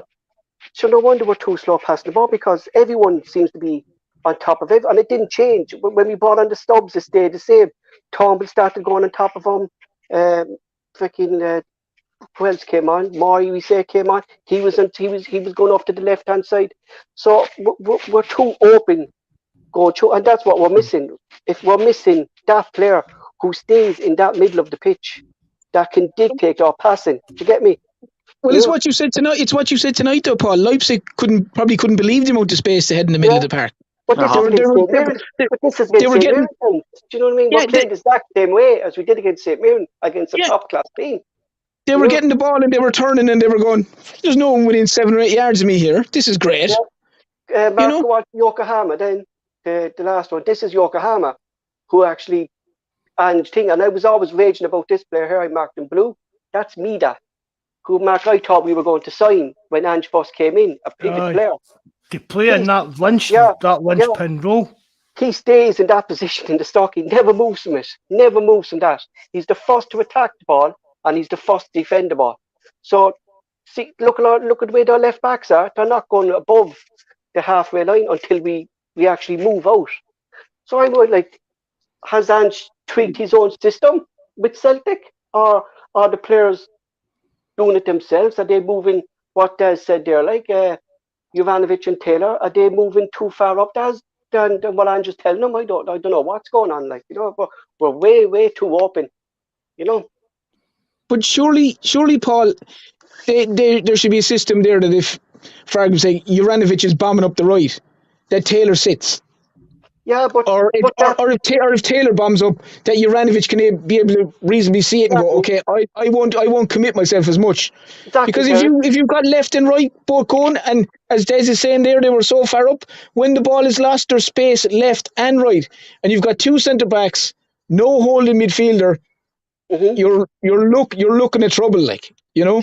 You saw it there in the second picture, that the only two last man back were Jens and Welch. There was no one in the middle, and it was the same tonight against Leipzig. Their third goal, it was only Jens and Welch back, and just put one straight ball through them, and you're through. Do you know what I mean? I think Ange is making a big mistake not having. No, maybe come St. Johnston, will he play Allegard now in this position that's actually needed, and we actually see, because he has no choice now to play because Moy's injured. So it's either going to be McCarthy or Oliver that's going to play that position. Do you know, and maybe we actually will see a different, that this space will actually close in. You know, it's actually frightening the amount of space that we actually gave them tonight. Like, you know, and this is against St. Mirren, and we lost that game against St. Mirren because we were too open. I know now it was silly goals we gave away, like, but if you're giving that much space to St. Mirren, and you're doing the exact same thing against a top champ, because let's be honest, Leipzig are a top team. Do you know what I mean? You're going to get wide open. But you would imagine if Ange wants to play that, and listen, I'm not trying to be critical, he's won leagues and all that and the whole lot, but I'm just trying to critique it on tonight. But surely if you want to play that way consistently, logic would always dictate to me that you play, if you want to full-backs bombing forward, have them as wing-backs and play 3 centre-backs and maybe a holding fella in front of them. Then you can let whoever you want go forward, and you'll have some kind of defenders. You'll have 3 or 4 defenders there to be able to sit there. But only when we're doing it, we're leaving 2 defenders, and we done the exact same thing last year against Bayer Leverkusen at home, and they got torn to shreds, like, absolutely torn to shreds with it, like, you know what I mean? So I don't know. Just a wee shout out there to Des. Thanks very much for coming on, Des. Thanks, anytime we're live, you're more than welcome to come on and have a wee blather about Celtic, mate. Again, thanks very much. Really appreciate that. Celtic Rumours 5 live, Mark, my hat. You know, fair enough. He made it fairness. Now back the thing that, you know what, the best thing about it is, every Celtic player is saying the exact same thing about one position, the holding midfield role. Every Celtic fan player. Every Celtic fan is saying that. I've been saying it for months. Yeah, but I know we've been saying it, but to get Des there come on tonight that we never met before, it's his first time on the show with us, and even he's saying it. And the problem is Ange seeing it. You get me? Do you know what I mean? That's what baffles me. If he's no Paul, then I mean, you're not going to start going overboard about getting beaten Europe again, because it's a big, massive step, Paul, for Scottish football to the Champions League, right? But for me, Ange has made some mistakes when it comes to that, and for me, it's a bit repetitive. A bit again, like I said about Rodgers, thinking that Celtic are capable of going.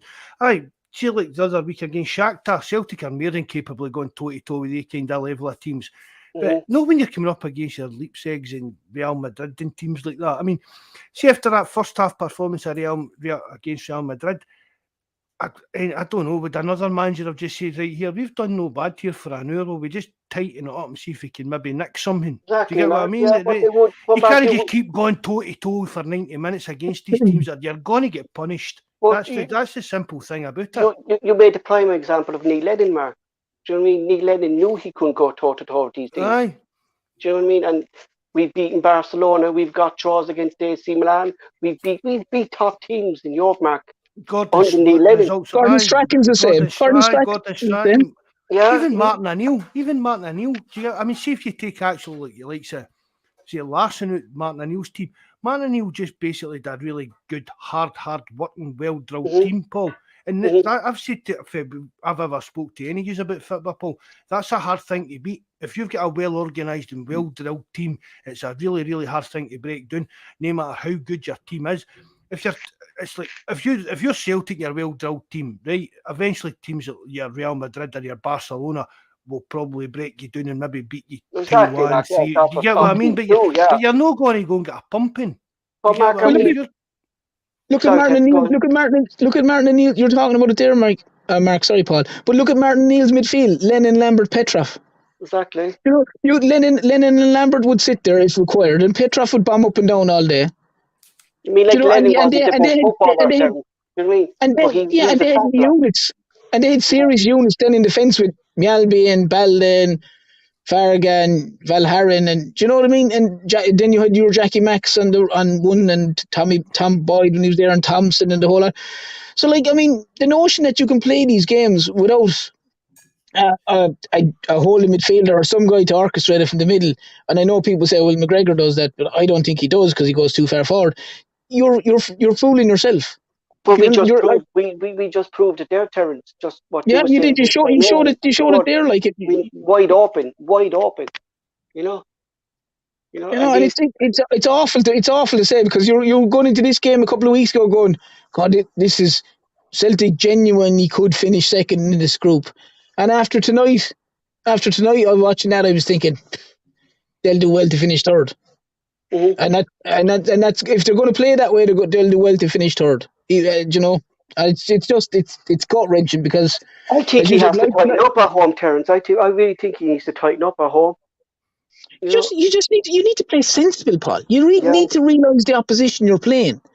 There's no point going gung ho with a Real Madrid or a Leipzig, but you need to keep yourself in the game. You need to you need to understand that we keep saying it, that there's players playing with Real Madrid because they're better. There's players playing with Leipzig because they're better. There's players playing with Celtic for a reason, because they're at a certain level in their career, or they're at a certain standard. And Ange has to understand that, and has to go okay, I need to be a little bit more pragmatic in what I'm doing, and maybe give the opposition. I won't say that he doesn't respect the opposition, but just realise, okay, this is a top Bundesliga side, this is a top Spanish side, this is, Shakhtar Donetsk are generally, okay, Celtic could have beat them the last time, but Shakhtar Donetsk are generally a very good, solid Ukrainian side. So you just have to look at what you're playing and kind of think, okay, I'm not going to, as Mark said, I'm not going to change the way I play, but I'm just going to be sensible in the way I play. That's that's what they need to do, because that's true, Mark. Like what you're saying, if you do play two midfielders there to defend, the system stays the same. You can play that kind of fast attacking, moving the ball quick about, with pressing the opposition with two people playing that role than you can with any other. It's just the approach to the game doesn't change. It just means the actual positioning of the players in the park changes. You're still playing the same kind of system of attacking, free flowing football. But you still need to say that, well, I need a certain player to do a certain job in this game, and that's the player that's going to get in and do that. Definitely. Defending's an art as well, and then, you know what I mean? So it's not all about attacking. You need a guy who's a good, solid defender, in that role, because that defending is an art. As Paul, I mentioned a while ago, like Beaton, before he finished, he was rejuvenated. He had got very, very good at that. He was able to read it well. He one of those fellas that he wasn't going to go too far forward. He always stayed with the ball, in a sense, in front of him. we're just losing that at the minute, that we're getting caught ahead of the ball too much, and we're leaving our defence wide open, and they're just getting, at times at this level, they're just going to get torn to shreds. Definitely. Like we didn't. If you look at the transfer, and don't get me wrong, it's been a brilliant transfer window, but we never really replaced Beaton. Do we've yet to see if this lad Oliveira is the thing, you know what I mean? So we have to have a look at that. But we didn't replace him. Like Mark, I remember you said about Beaton. He's not the quickest, but he's the best reader of the game. He reads the game. That was the thing. The way Beaton read the game, that covered for his lack of pace. Exactly. And he did it, Mark, and he did it well. Do you know what I mean? That was Beaton's strengths, Mark, of reading the game. And just going back to McGregor, like he gets caught in this position as well, Mark, with Scotland. But with Scotland, Mark, he's a player next to him, McGinn. Do you get me? And McGinn goes in. McGinn actually goes into tackles. He's a tough player next to him. So they're kind of covering each other's weaknesses. Like even like what happened, but I mean, it's like the McGregor Scott Brown partnership. Yeah, Scott Brown did attack. Yeah, see if you could merge the two players together, Paul. You'd have that perfect player that we're looking for, isn't it? Exactly. I tell you, like.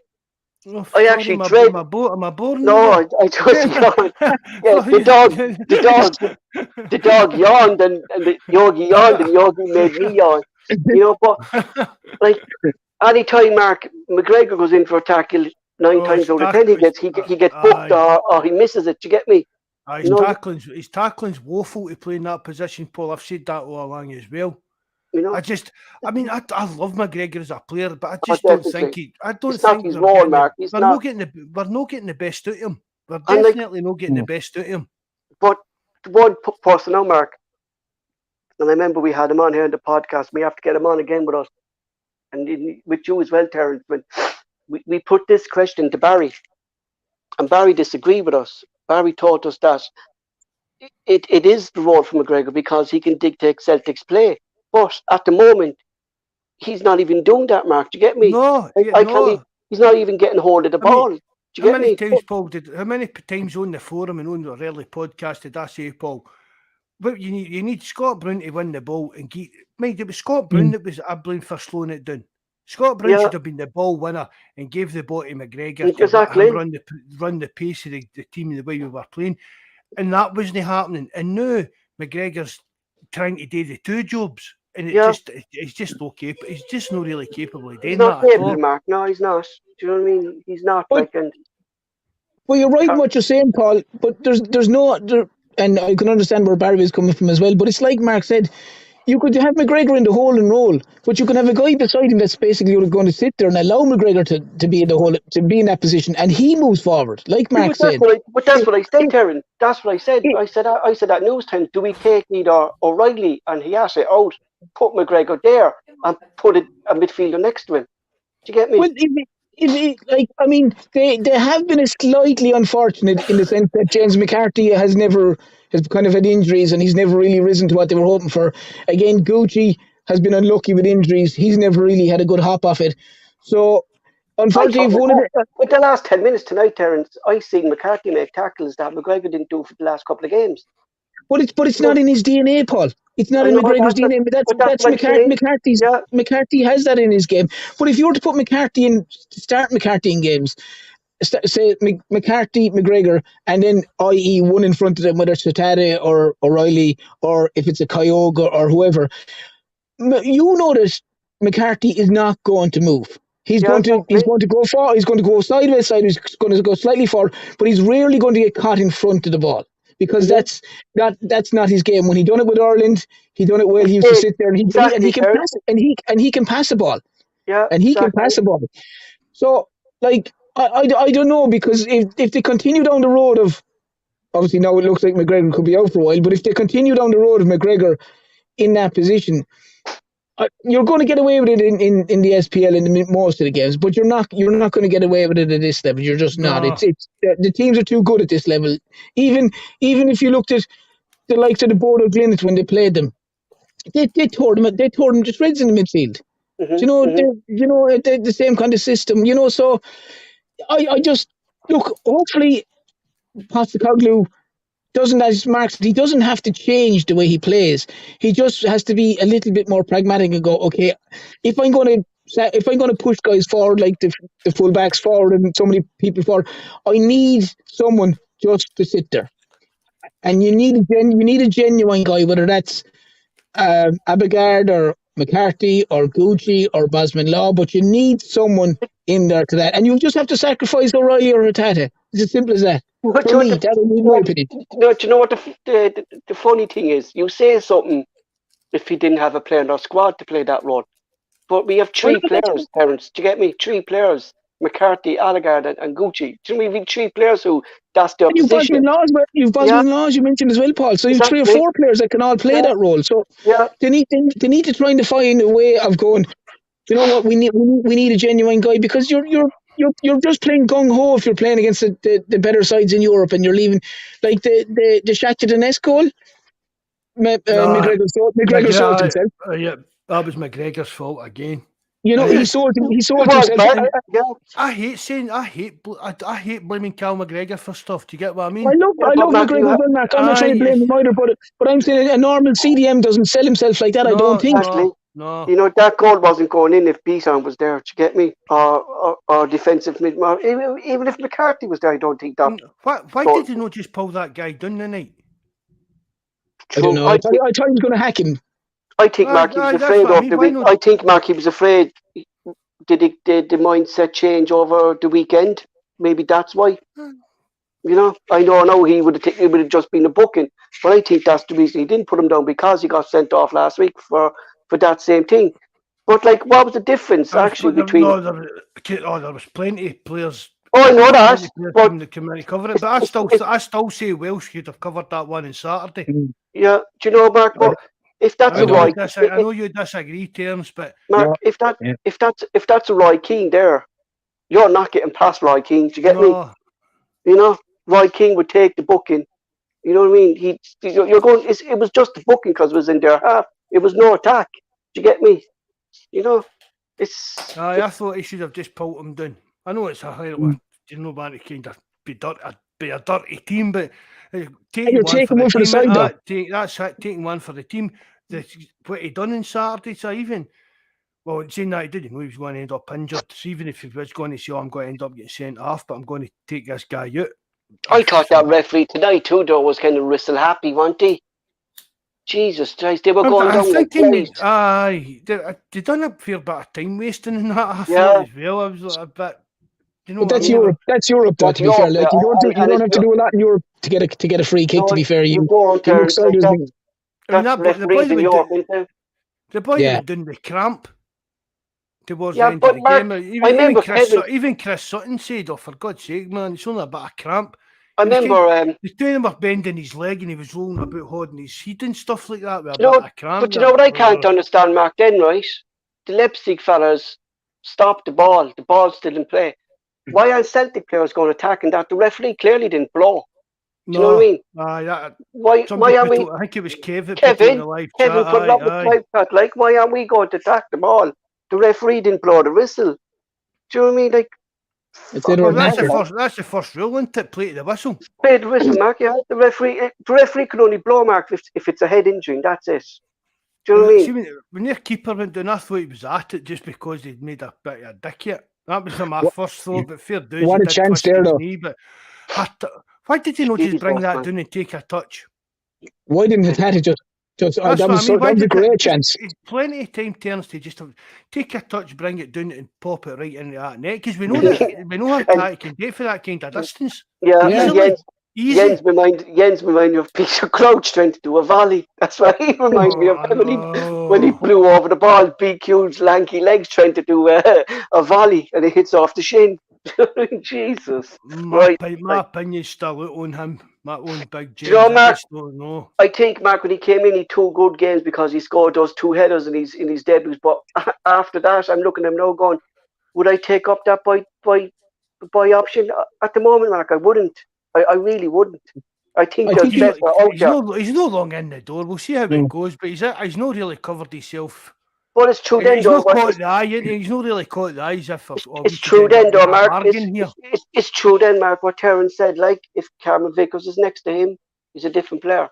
Well, You know, maybe we saw last season, but when we saw Starfelt playing with Welsh last season, Mark, we looked rocky in the defence. Do you get me? Vickers is the main person in that defence. I think he's the rock. He's the glue. He's the glue that holds it all together, kind of thing. I would totally agree with that. You know what I mean? You look at the managers that he's played under. I know he wasn't a first team regular. He never really got a game for Tottenham, but he was training with the first team, Mark, with all these big coaches, Pochettino's, Jose Mourinho's. You know, he was there with all them. Do you know what I mean? Like, Jose Mourinho is the best defensive coach in the world, I think. You know, so he would have learned a lot there in and around the Tottenham Hotspur ranks, Terence. Do you know? Oh yeah, but Vickers is a guy you look at and you go like, right, there's no way I'm going to mess with him because he's going to keep the living shit out of me. A unit, Terence. Yeah. He looks like an American He looks like an American footballer. No, he's obviously American, but he's that guy you're thinking like, oh, I'm not going to get on the wrong side of him. This could end horribly wrong for me. Whereas you look at some of the others, and you look at say as Julian when he was there, or some of the others, or Jens. You're not overly worried about him. You know what I mean? You're kind of thinking. I can, as I said, like St. Mirren proved it. They roughed the two boys up beyond all belief that day. I can't remember a game where I've seen Vickers get roughed up in any game. Yeah, can you imagine like say Sutton or Hartson up against Big Jens? Oh, they'd eat him alive. Do you get what I mean? That's it. I mean, Carter. I've said it before. For me, Carter Vickers reminds me of Paul McGrath. Yeah. There's a calmness about him, Mark. Even the way he moves about the pitch and everything, that's who he keeps me in mind, kind of thing. Carter Vickers he's a kind of glue that holds the defence together. And if he's not there, I think that's when we struggle. If he's there, I think it helps the organisation side of things in that as well. Definitely. Even down to him and Hart relationship and stuff. Because Mark, they would have known each other as well through Spurs as well, Hart and Vickers. To get me, they would have been together training as well. True. You know what I mean? But it says a lot if you have Vickers in there and Welsh is beside him. Welsh can normally play decent. If you have Vickers in there and Jens is there, he played super to start with. Okay. If you have Vickers in there and Starfelt in there, they were the best defence last year in the SPL. So there's the common denominator to all three of them, and it's Carter Vickers, like. Yeah. Whereas you take him out of it, and you put Starfelt and Jens or Starfelt and Welsh or whichever two together. It's just not the same. They're just not as solid. You know what I mean? So he's so important to the defence, and it's like they say you don't realise how good something is till it's gone. And obviously him missing is a glaring obvious how good he actually is. Like. Yeah, but we said it, Mark, at the end of last season. So rather than signing another centre back, we just need to kind of keep Carter Vickers fit into it. Really, that's what we're saying. We said at the end of the season, Mark, our key thing from last season, and I think it was everyone's number one opinion on the podcast, was sign Cameron Vickers permanently. Oh, do you know what definitely, I mean? Even rather than Jota. Yeah, and it just shows the last couple of weeks that he's been out how important he actually is to the first team. You know, it's frightening, Mark, how important he is. I know does anybody actually know what's wrong with him? It's calf, Mark. I think it's a calf injury or some tightness in the hamstring. I know it's not a hamstring injury, but there's a tightness there. Is it turned into a huge error playing him against Shakhtar the other week? Mind I said to you, it was, Mark. Yeah, a bit of a knocking that. Yeah, it was, Mark. It was. It really was. You know, I think he could have been back earlier, but that game, I think it was too early for him. You know.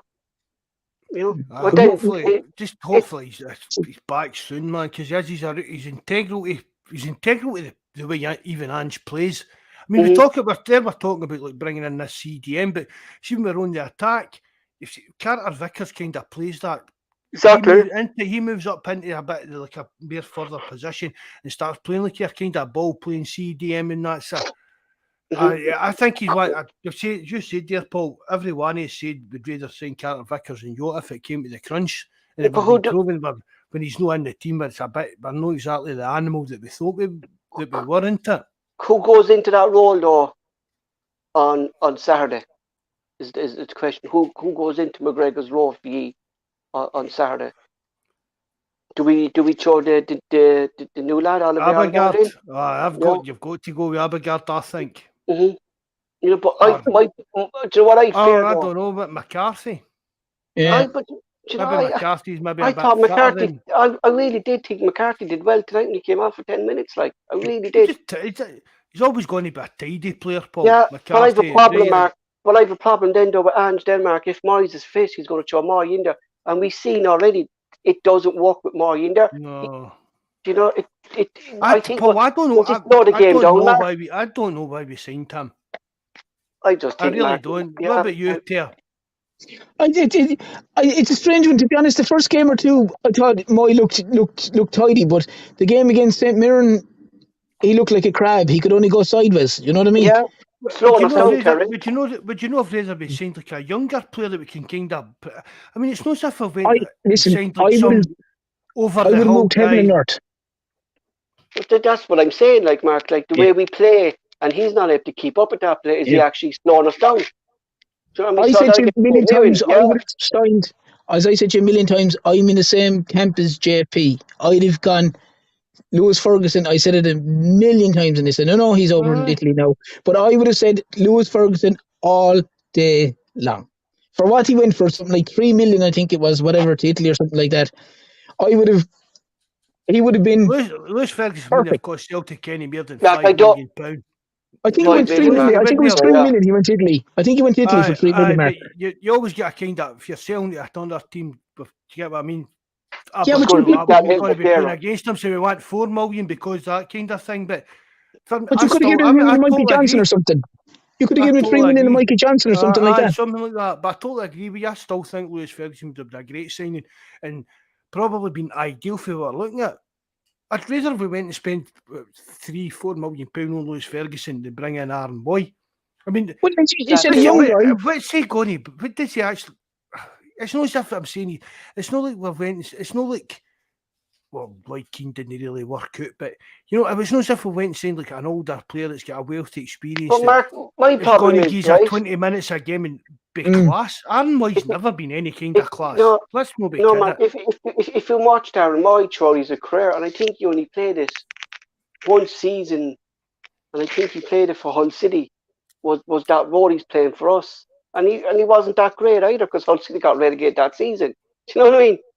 You know, like he's 34, 35, I think, is he older? Boy. I don't think he's, I don't think he's older, but I think he's about 33, 34, Paul. Yeah.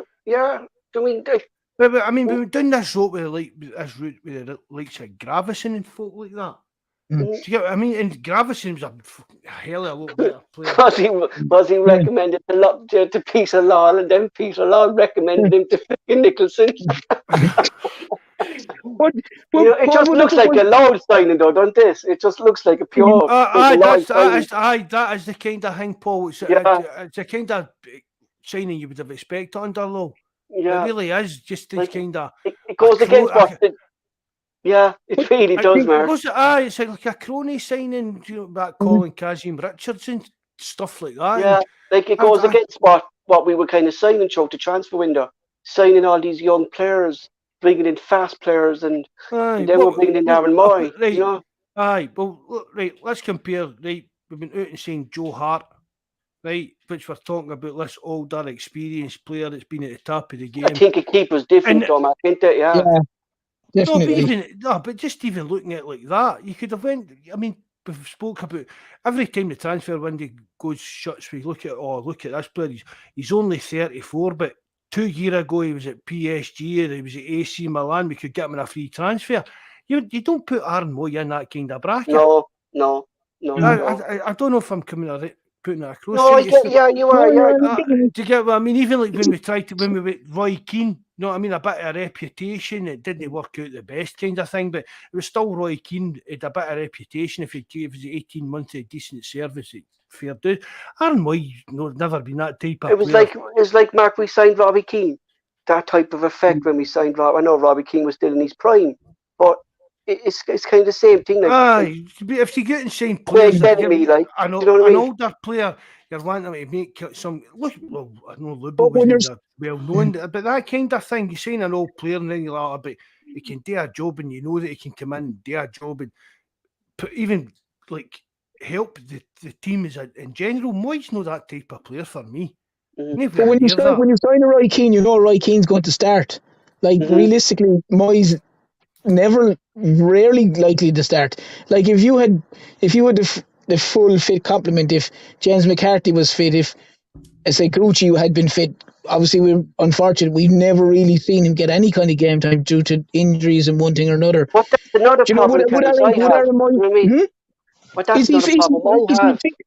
yeah. But And the problem is the centre midfield is the centre midfield. That role is the one position where we seem to have, as you said, a number of players, but no one stands out. Like yeah, but like that's the problem I have, right? And I said a lot last season, Mark, but when Gucci was actually fit, like you have to question why have we signed Gucci? Why have we signed Moy? You have to put McCarthy in there, and I'm going to put the new lad in there as well, Algard, because I think if Moy's fit, he's going to start on Saturday. All right, and it's nearly going to be a banker. And then you're looking, going, like, why have we went out and signed a player who fits in that role? And we have James McCarthy, we have Gucci, and we have Bosman Law there, and you're playing a midfielder who doesn't play that role. Do you get me? You know, you're just it's like putting Cal McGregor back in that role. Do you get me? That doesn't play that role. Square pegs and round holes. Yeah, exactly. Like, aye, the Moy transfer that baffles me. I'll never know what the thing was on that. maybe it's just an Australian thing or something. I don't know. Was it? And doing my favour, bring them over. It could be that, Mark. Do you know? Could be that. But shouldn't be getting involved in any kind of deals now, Paul. No, I know that. There shouldn't be any politics. I thought those days were gone, Mark. When people there isn't. Aye, the jobs for the boys kind of thing. There isn't. There isn't any reasoning whatsoever in my head, Paul, of terms why we signed Moy. No, there's none. You could even say he's doing holding other players back as well. You know, we could say it about Haksabanovic. Why isn't he getting started instead of Maeda, Terence? Do you get me? Oh, listen, the Maeda one, Paul. What it's looking to me, though, Terence, and it seems to be a lot of managers play this way. It's the same with Southgate. It was the same with Ole Gunnar Solskjaer at Manchester. Like, does Ange have his favourites? Well, you could nearly you like the team. The team. I wouldn't say the favourites, but the team is becoming. The first 11 is coming very, very. You can nearly pick it, assuming there's injuries, whatever players available. You can nearly, like, you could pick that side tonight before it started. I was praying it wasn't the side, but it was a side you're thinking he's probably going to start the same side. But as I said to Mark the other night, Paul, I don't understand, and I'm only trying to be critical of the player. I don't have anything personal against the player, but I don't know what Maeda is bringing to the game. Yeah, well, I've said that for weeks, Terence. I said, is there something actually wrong with Maeda? You get me? He doesn't look. You were saying that about him not settling, and that could be the case because, like, okay, I know Abada was gone tonight because of obviously the religious reasons, and that's perfectly understandable. But like, if Abada or Haksabanovic doesn't start the next game, and they start Maeda again, I'm going to be going like, what? I have to then, without any, as I said, in Ange we trust. But you got to kind of question the manager and go, what are you seeing that I'm not looking at? And I'm not a manager. I'm not to his level. I haven't won titles like he has. But you're looking at him and you're kind of going, he runs around a bit. His crossing is poor. He doesn't really score goals. I mean, you know, and we've got Kyogo up front, and you're kind of going, well, what are you bringing to the game? And I don't understand how he's still playing him. I just don't. And I actually think Abada brings the best out of Jota and Kyogo when Abada plays. I actually think we're faster attacking when Abada's playing, because you see the passing between Jota and Abada and Kyogo. it's next to none. It seems to be one-touch football. But Abada can't even get in the team with his face at the moment. And you look and go, I don't understand it. I don't understand the other ball. I mean, he's 21 now. He's not a young lad. I know he's a young lad, but 21, you should be able to play every game, Terence. Do you get me? You know. Oh, but he's had a hatful. He's had a hatful of goals already this season, Paul. And then all of a sudden he came out of the side, and like for me, Abada is if Celtic are playing at a decent pace and the ball gets to Abada, his first thought is he gets it, he goes to the defender. He generally doesn't.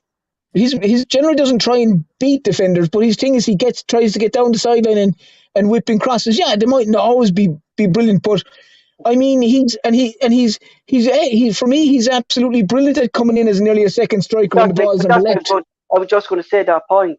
Like how many times last season did we see Yotta whip in the ball when Abada was getting in at the back post? We've seen against Rangers twice. I've never seen Reid actually do that, get in at the back post. So he's nearly doubling up as another centre forward. He's exactly going, I'm not going to stay out here, do nothing. I'm going to get myself involved. So I mean, it's another bow in his string, and I don't understand. If you were to look at Maeda's contributions and Abada's contributions and goal threats and the whole lot, like Abada massively outweighs Maeda. So I actually can't remember the last time Maeda scored, Terence. I really can't. I'd say it was his first against Hibs. I'd say when he came on after about 4 minutes. That's probably the one I can remember when it's his first game. Other than that, I can't remember any other goal. Yeah, but I really can't. All he does is run. That's all he does, and you can understand maybe why Ange puts him in, right? Because see if they're playing that, getting in their team's face early doors, that high press and his energy, you can maybe see that because of that, he's trying to just break down these defences. Yeah, but otherwise, Maeda does it offers very, very little to the team. But then you go just now anyway. You're looking to say, I'm just putting him in the team, right? Because he'd won for the world and he tracks back turns, right? But then why didn't he put Yotta? Why didn't he switch up tonight and put Maeda over to help Taylor when they were targeting that he would have known Maeda would have tracked back? Do you know what I mean? But then the problem is, Paul, they do that in SPL games. Yeah, exactly. They do that in SPL games, and they didn't do it tonight. But no, I don't understand it. And look, I'll be honest. This notion of that he presses high and he does and he's good at it. Yeah. But that should be standard for all the players. Aye, Terence, that's what I'm saying. That is all he does offer. Well, he hasn't been doing that either. I didn't see him do that tonight either. I didn't see him doing it against St Mirren. Do you know what I mean? The 3 Japanese signings, Kyogo's the only one who's impressed. I wouldn't say that. No, Hatati's been very good as well. I think Hatati's been very good. Okay, he was quiet tonight, but I think he's been very good. I think Kyogo's been very good. Overall, you can see Hatati's a good player. Hatasi's not getting the service. I mean, Hatasi needs someone to pass the ball to his feet, and because we've known in the midfield that's passing the ball to the likes of O'Reilly and thing like McGregor is practically up in their position. Do you know what I mean? That's where McGregor should be, but Paul, you know, see for me, right? I've said this before. That's where McGregor should be. Yeah, exactly. We Terence said that you can kind of predict what the kind of first 11 is, or at least the defence in the midfield. You can predict that, but for me it should be this kind of player we're looking for, Paul, that can play that CDM passing role. McGregor and Hatate or O'Reilly. That should be the kind of first choice 3 is. I don't know whether Abagard's going to be that CDM we're looking for, but for me, if it is going to be him, I mean, we don't know unless we're going to blame there. Going back even to Lewis Ferguson, right? Imagine having Lewis Ferguson in that CDM role and McGregor in either Hatate or O'Reilly in the 2 other roles. That's perfect for me. That's perfect. Yeah, because you're tightening up as well, like, you know. But you could do it like if at the minute you'd assume. I'm assuming they'll go with Abigard on. At the weekend. I personally would like to see James McCarthy play because I was actually quite impressed with James McCarthy tonight, and see if he can get a run in it because James McCarthy has that which you need in that area. He has a nasty streak in him. James McCarthy has no issue with leaving the boot in or putting in a tackle, and he's a good tackler, and he might be a little bit over the top now again, but he's got that physicality that you need. I can't say the same about the That's Danish what we lad need, because I haven't seen enough of him. because Terence, if McCarthy's in there and you're bringing that toughness in, we're not getting bullied. Do you know what I mean? No, We're not getting bullied. Like, you know what I mean? McCarthy's not going to let a player kick him around the pitch. Do you know? No, and he's offering protection to the centre backs as well, Paul, because he's not going to leave that area. He generally doesn't go too far from it. Do you know what I mean? Whereas the way we're playing at the minute, we're playing with 3 midfielders, and pretty much all of them are nearly in the number 8 to number 10 role. So to speak. You know what I mean? You don't have numbers in the 6 area, like. It was clear as day the last 2 games that they needed someone in front of them, weren't it? Welch and Jens, they needed someone there for protection. It was clear as day, like, wasn't it? It is, yeah. And as I said, once you're playing inverted fullbacks, Paul, there's no reason not to have a normal CDM because your chart showed there what we were showing, and it was an excellent chart.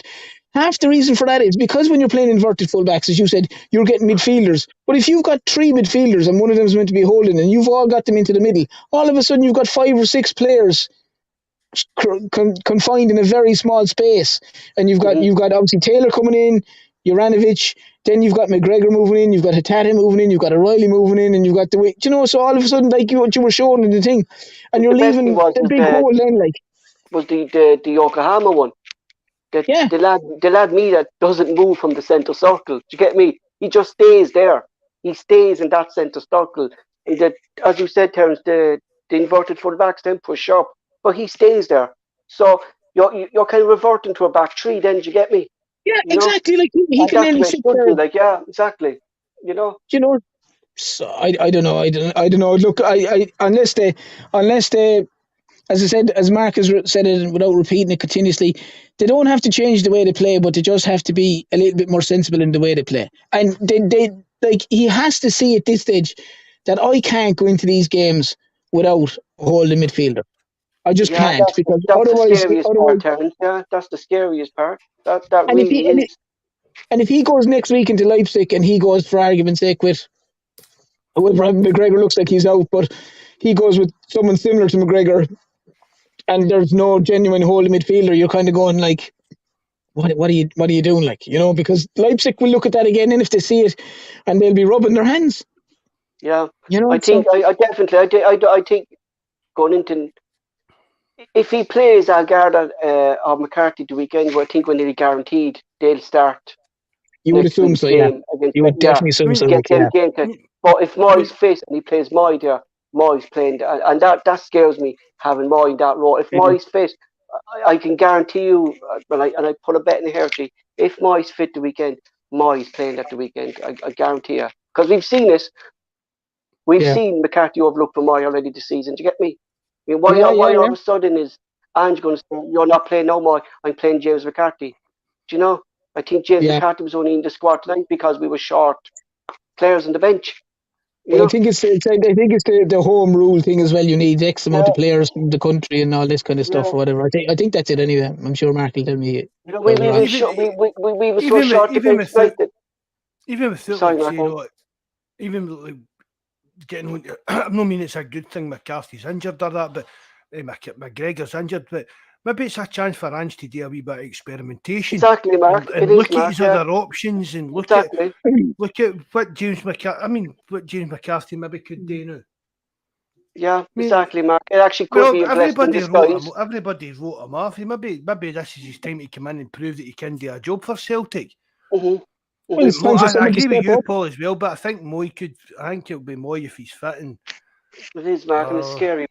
Back to the thing, then it's Moy that's going to be controlling the tempo and the pace that we're playing. And it's too slow, Mark. He's too slow. He takes too many touches. He passes the ball side to side. He passes it back. Do you know what I mean? I really don't think, and I know he played under Ange in Australia, but that was a young Aaron Moy. Do you get me? That was Aaron Moy. He's 20. Yeah, exactly. You know what I mean? I say, Mark. I don't think. I'll be honest. I don't think Aaron Moy's got anything to offer Celtic. No, Mark. We were so short tonight. We had a player on the bench who I actually thought went down on loan. It's young Scott Robinson. I've seen a few people talking about that on Twitter. Yeah, Paul. because he was a banker to go out and loan there at the end of this. I actually thought he did. I thought he had as well when I seen it. What's happening to this young lad now, Mark? Because he's too old to play with the B team. He doesn't qualify for the B team. So we have a young lad there now, He's Mark. just in limbo basically then, isn't it? Stuck in the gap now, Mark, yeah? Maybe throw that young lad in there. See what he plays that role. Do you know what I mean? It's even that, Paul. Right, seen Saturday, I'd rather see McCarthy playing the first half and Scott Robertson playing the second half than Aaron Moy even getting near the team. Exactly. So he was brilliant against, was it Cluj they played? Yes, when exactly. He had an absolute stormer over there. He was fantastic against Scott Robertson that night. And I think he was with Crew on loan or something, and they were raving about him. I think it was Crew. They wanted to sign him to us. The day was Crew. They were raving about him. So I'd agree with what Mark said. It's not a bad shout. I mean, if they start with McCarthy and Celtic are doing well and they're a couple of goals up, give the guy a game, or Abigar, one of them. But as I said, if Moy starts, you're just thinking to yourself, "Oh Jesus!" Do you know? Really, it's scary. Celtic fans won't be talking about Moy in 5 years' time. Well, I don't even think we'll be talking about him in 5 months. How long is it to end the season? 5-6 months. How long of a contract did he get, Mark? What contract did he get, Mark? Did he get a year or did he get 2 years? I think it was 2 years, Paul. I'm not 100% sure, but just for all the wages he'll be on and that, you could probably just pay him off on it. Do you know what I mean? Get him out the door. Definitely. We leave it there, lads, or we'll be back the weekend? Yep. Thanks very much for joining us, Terence.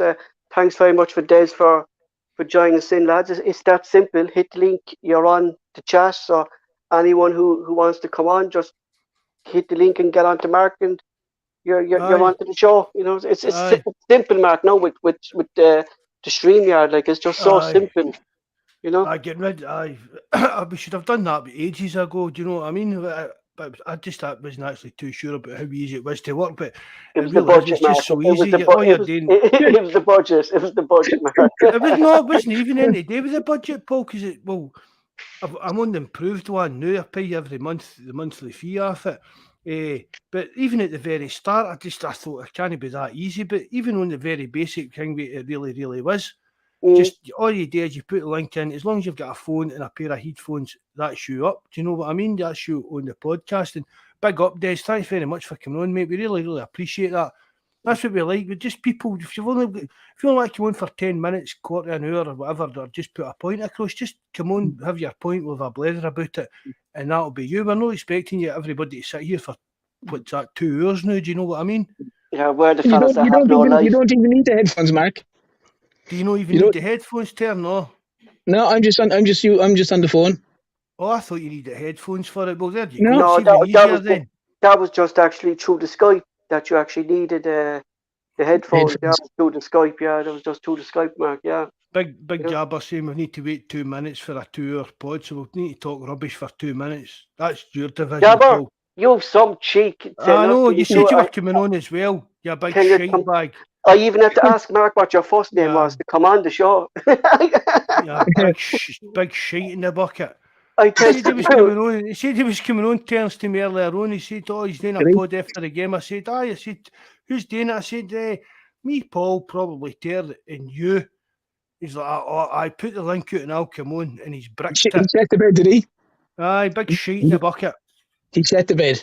They'll get it all up, So probably 35 seconds. I think probably too pissed. He didn't even remember. He fucking told you he was coming on. I promise the next one. No, I think he had a bit of a rough weekend. A bit of a rough weekend. He was at the game with Welshie and that. So he was oh Jesus! Yeah, he was gone.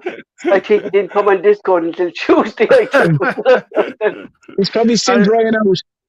That's what happens when you meet Welshie. But anyway, we'll wind it up. Thanks very much, everybody that joined us. Again, Des, brilliant, mate. You're more than welcome anytime you're on. Thanks again. Love that.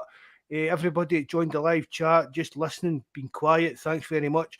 All the links to our forum, our Discord and everything is in the description box below. If you know how to leave a comment, hit the like button. and share it if you can. Thanks very much, everybody. Hail, hail, good night, and God bless. You do. Done.